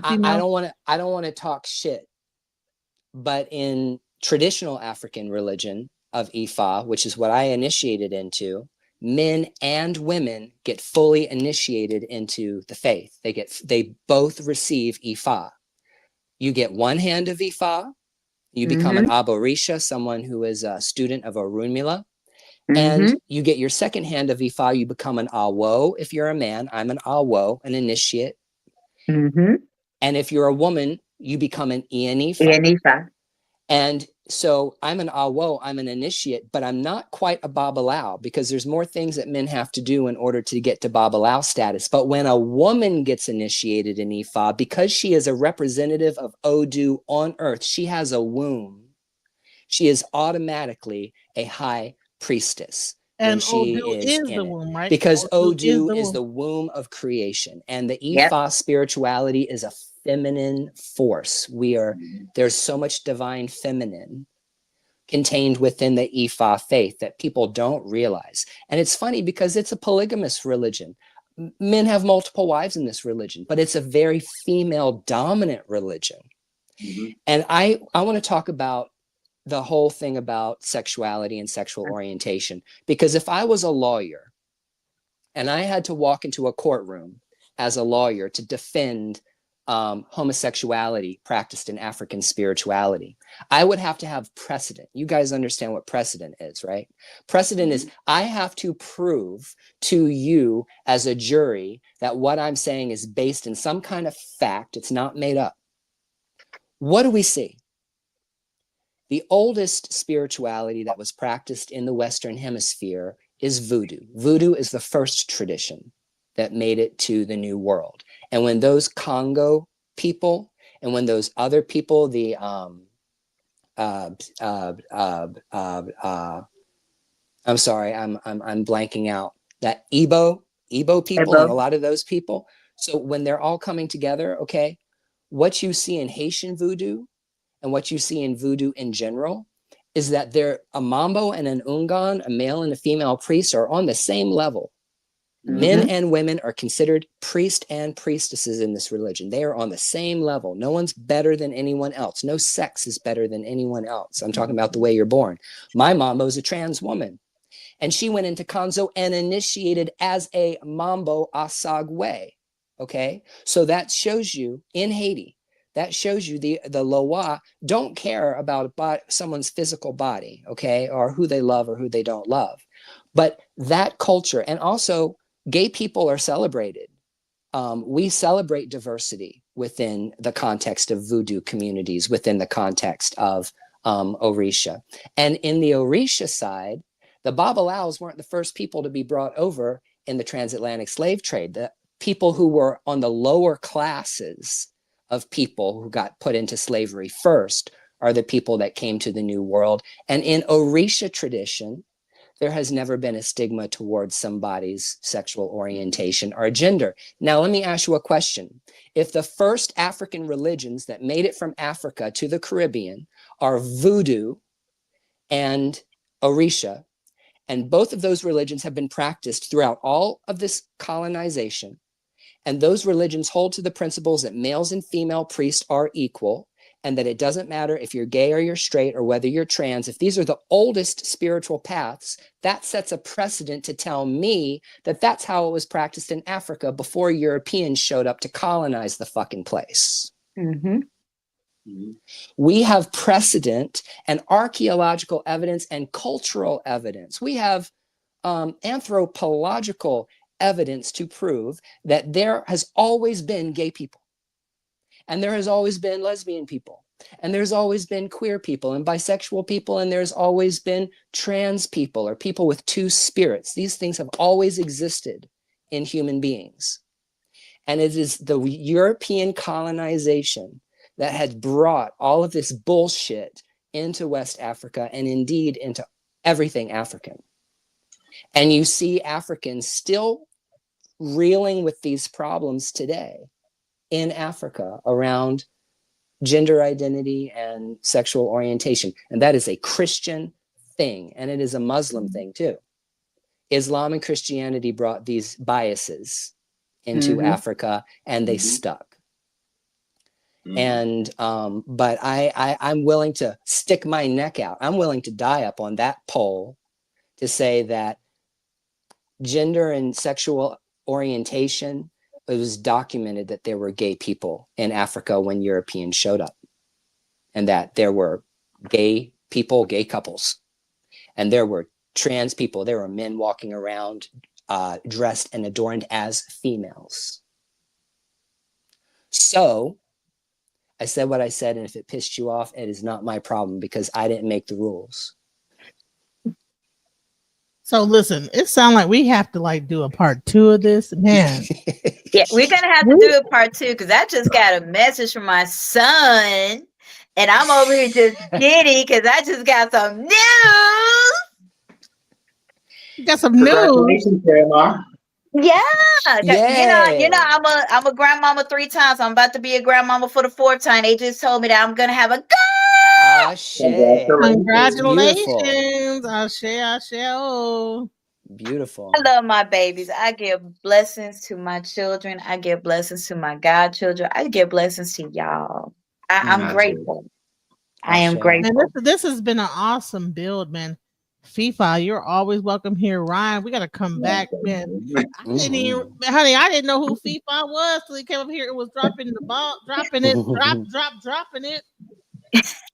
He was It's only because I'm not technologically intelligent, so I was just trying to watch the live, and I ended up in it, and I was like, "Hey, let's roll with it." I love it. Yo, Man, this was I'm awesome. loving You this know, and I vibe. think we need to we need to do this way more. And I like the energy. It's such a sweet energy. You know, even if we disagree, it's okay. You know what I'm saying? We ain't gonna always agree at times. You know what I'm saying? And you know what? It's about like still being able to move forward from our disagreement. Say, you know what? Yeah. Yeah, And but you know what? People only start fighting when you start talking about Christianity. yeah, yeah. And for some reason, you know, but you know what? When we start to bring in the African spirituality, I blame Echu. I it blame becomes Echu all day. Eshu, it's all your fault, Eshu. Yo, I'll take the blame. We started a pop up all day long. I had no problem. I walk into a room. Look, I walk into a room. Here comes trouble. Yeah, that's right. All truths are about to be laid out. When I say that, I'll step into a room and all truths be shown. They be shown. Laroye! Issue, la roya, issue. But listen, we have to do when we're gonna figure out, but we're gonna do the next one. We need to do this on a regular basis because the only thing I've been seeing on the internet is the Hebrew Israelites and the Christians, and we need to have a thing where we are talking about Ifa on a regular basis so that we can really because people think it's witchcraft, you know. Yeah, it is. And It see, is right here, yeah. you got 3 different levels right here with you. You got 3 Right. different branches. We got like we got the Orisha, we got the actual, you know, everything. Vodoon, we have all that. And I want to really dispel this whole witchcraft myth. It's like, no, can you, before we leave, I want you to tell the difference between witchcraft. Because I showed that earlier when I was like bringing up your live that you did. Oh, the witch. Yeah, What's the I difference practice between witchcraft. witchcraft, Okay. Ifa, Okay. Orisha, Yeah. So just very, very simply, the Ifa Orisha religion is like Hinduism. It is like Buddhism. It is like Christianity. It is like Islam. It is a world religion. And it's a world religion because the Yoruba people who were taken into slavery and dragged to the Western Hemisphere brought their spiritual beliefs with them. But the Ifa religion is ancient. It's old. Like I said, it goes back. It might go all the way back to Egypt. Our practices that were practiced in ancient Egypt probably filtered into our practices that developed over the past 2,000 years, 1,000 years, 500 years. But the Ifa tradition is a religion. Vodoon is also a religion. So that means there's ancestor veneration, there's appeasements and working with spirits, the divinities, and there's working with nature. But that's not witchcraft. Because the witch bitches out there are going to get mad at me. They always get mad at me when I run my mouth, but I'm going to run my mouth and I'm going to say it. Witchcraft is a craft. It's something you do. It's something that you learn. You learn how this herb does that and how this candle does that and how to take this herb and that candle and this perfume or this animal or this and that and this and that and put it together in a way that is going to create some kind of result, okay? And it doesn't require an ancestor to practice witchcraft, doesn't require an Orisha or any spirit to practice witchcraft. Witchcraft is an art and a science, and it's based on science, it's scientific. It's based on the law of harmony, and sympathies, okay? So witchcraft isn't a religion. Witchcraft in of itself is not a religion. Wicca is a religion because they believe in a god and a goddess, but witchcraft is just something you learn how to do. Kind of like in the same way, I'm trying to think. It doesn't need a god or a goddess to do anything. I can like be a general construction worker, and I know how to like fix stuff, right? Right. A plumber, big difference between a plumber and a general construction worker. If somebody came to me and said, I feel like I got some nasty energy on me because I went out on a date with some guy and he tried to get all over me, and I just feel like his funk is all over me, and I feel these bad vibes. I'll say, hold on one second, let me make you a spiritual bath. I will go into my apothecary. I will break out my herbs, my essential oils, my perfumes. I'll pull out my Haitian rum. I'll pull out my milks. I'll make a spiritual bath for this person to be able to go home, say some prayers, and clean themselves off to get this negative energy off. I know how to do that with herbs, and that is witchcraft to me. That's a form of witchcraft. But it doesn't mean invoking a spirit, okay? If I needed something specifically, like let's say I needed some money, now you're going to see me kind of like moping over to my Oshun shrine with my lips sticking out, looking down like, Mom, can you bring me some money? Okay, so now that's the difference. When I start going to Oshun for something, or going to Yemaya for something, or going to Yeah, Shango for something. you better give me money before you give a full money. Right. you know, so That part. right. So that's the difference. Yeah, that's the difference. Did that make sense? Yes, it does. So what I want everybody to do is give some final thoughts before we like end this live. Shouts out to everybody, man. This was a great live. I mean, we're reaching on about 3 hours. It's 2 hours and 45, but we're gonna like just give some final thoughts. We're gonna start with Eshu, then go to Fifi, and then go with you, final thoughts, and then I'm gonna close it out. So go ahead, Eshu.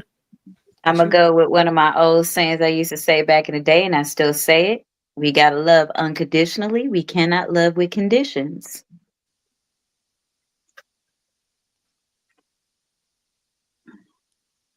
In Baba Yobe or Efun, Eyeunle, we say el conocimiento se esparció. Knowledge was spread to the world. So I hope everybody shares their knowledge and shares their light to the world. Ache. Well, I tell you what. In the Holy Odu Ifa, which is the corpus of material that's been accumulated over thousands and thousands of years, there's 256 combinations of what we call Odus. And every single one of those Odus has many stories, medicines, prescriptions for sacrifices, remedies associated with it. But I don't have to remember any of those 256 signs to remember that good character is good destiny, and good destiny is good character. Orunmila taught that. Ifa, Orula, the Socrates of West Africa, taught Iwa Pele, good character. The purpose of all of the spiritual practices in Ifa point to demonstrating good character. So if every time I go make a choice, I make a choice that's in my best interest and in the best interest of everyone around me, I can never make a bad choice. I'm always making good choices when I choose the best interest of myself and my family and my community. So good character in Ifa is everything, at least to me. So just remember, the quality of your destiny is 100% tied to the quality of how you act. So be kind, be nice, be empathetic to people, be compassionate towards other people, be a good person. And you don't have to practice any of this shit to be kind and be a good person. Just be mindful, stay present, okay? And then at the same time, remember, demonstrate good character, and you will already be practicing Ifa. If you make Iwa Pele your primary goal, which is being a good person, you are already in Ire. You are already practicing the teachings of Ifa.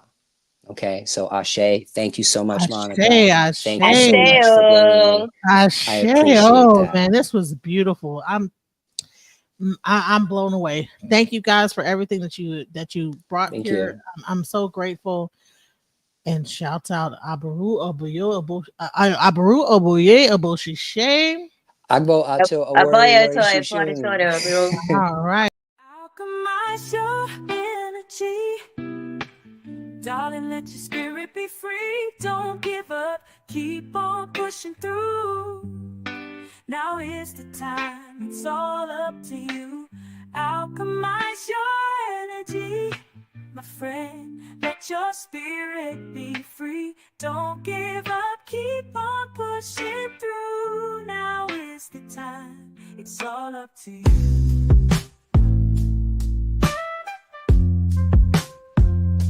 No matter the storm, but over tragedy. No matter the storm, but over tragedy. No matter the storm, we will always take flight. Keep on pushing through the darkness of night. There's no limit, let's reach for the sky. Shine so bright, from darkness to light.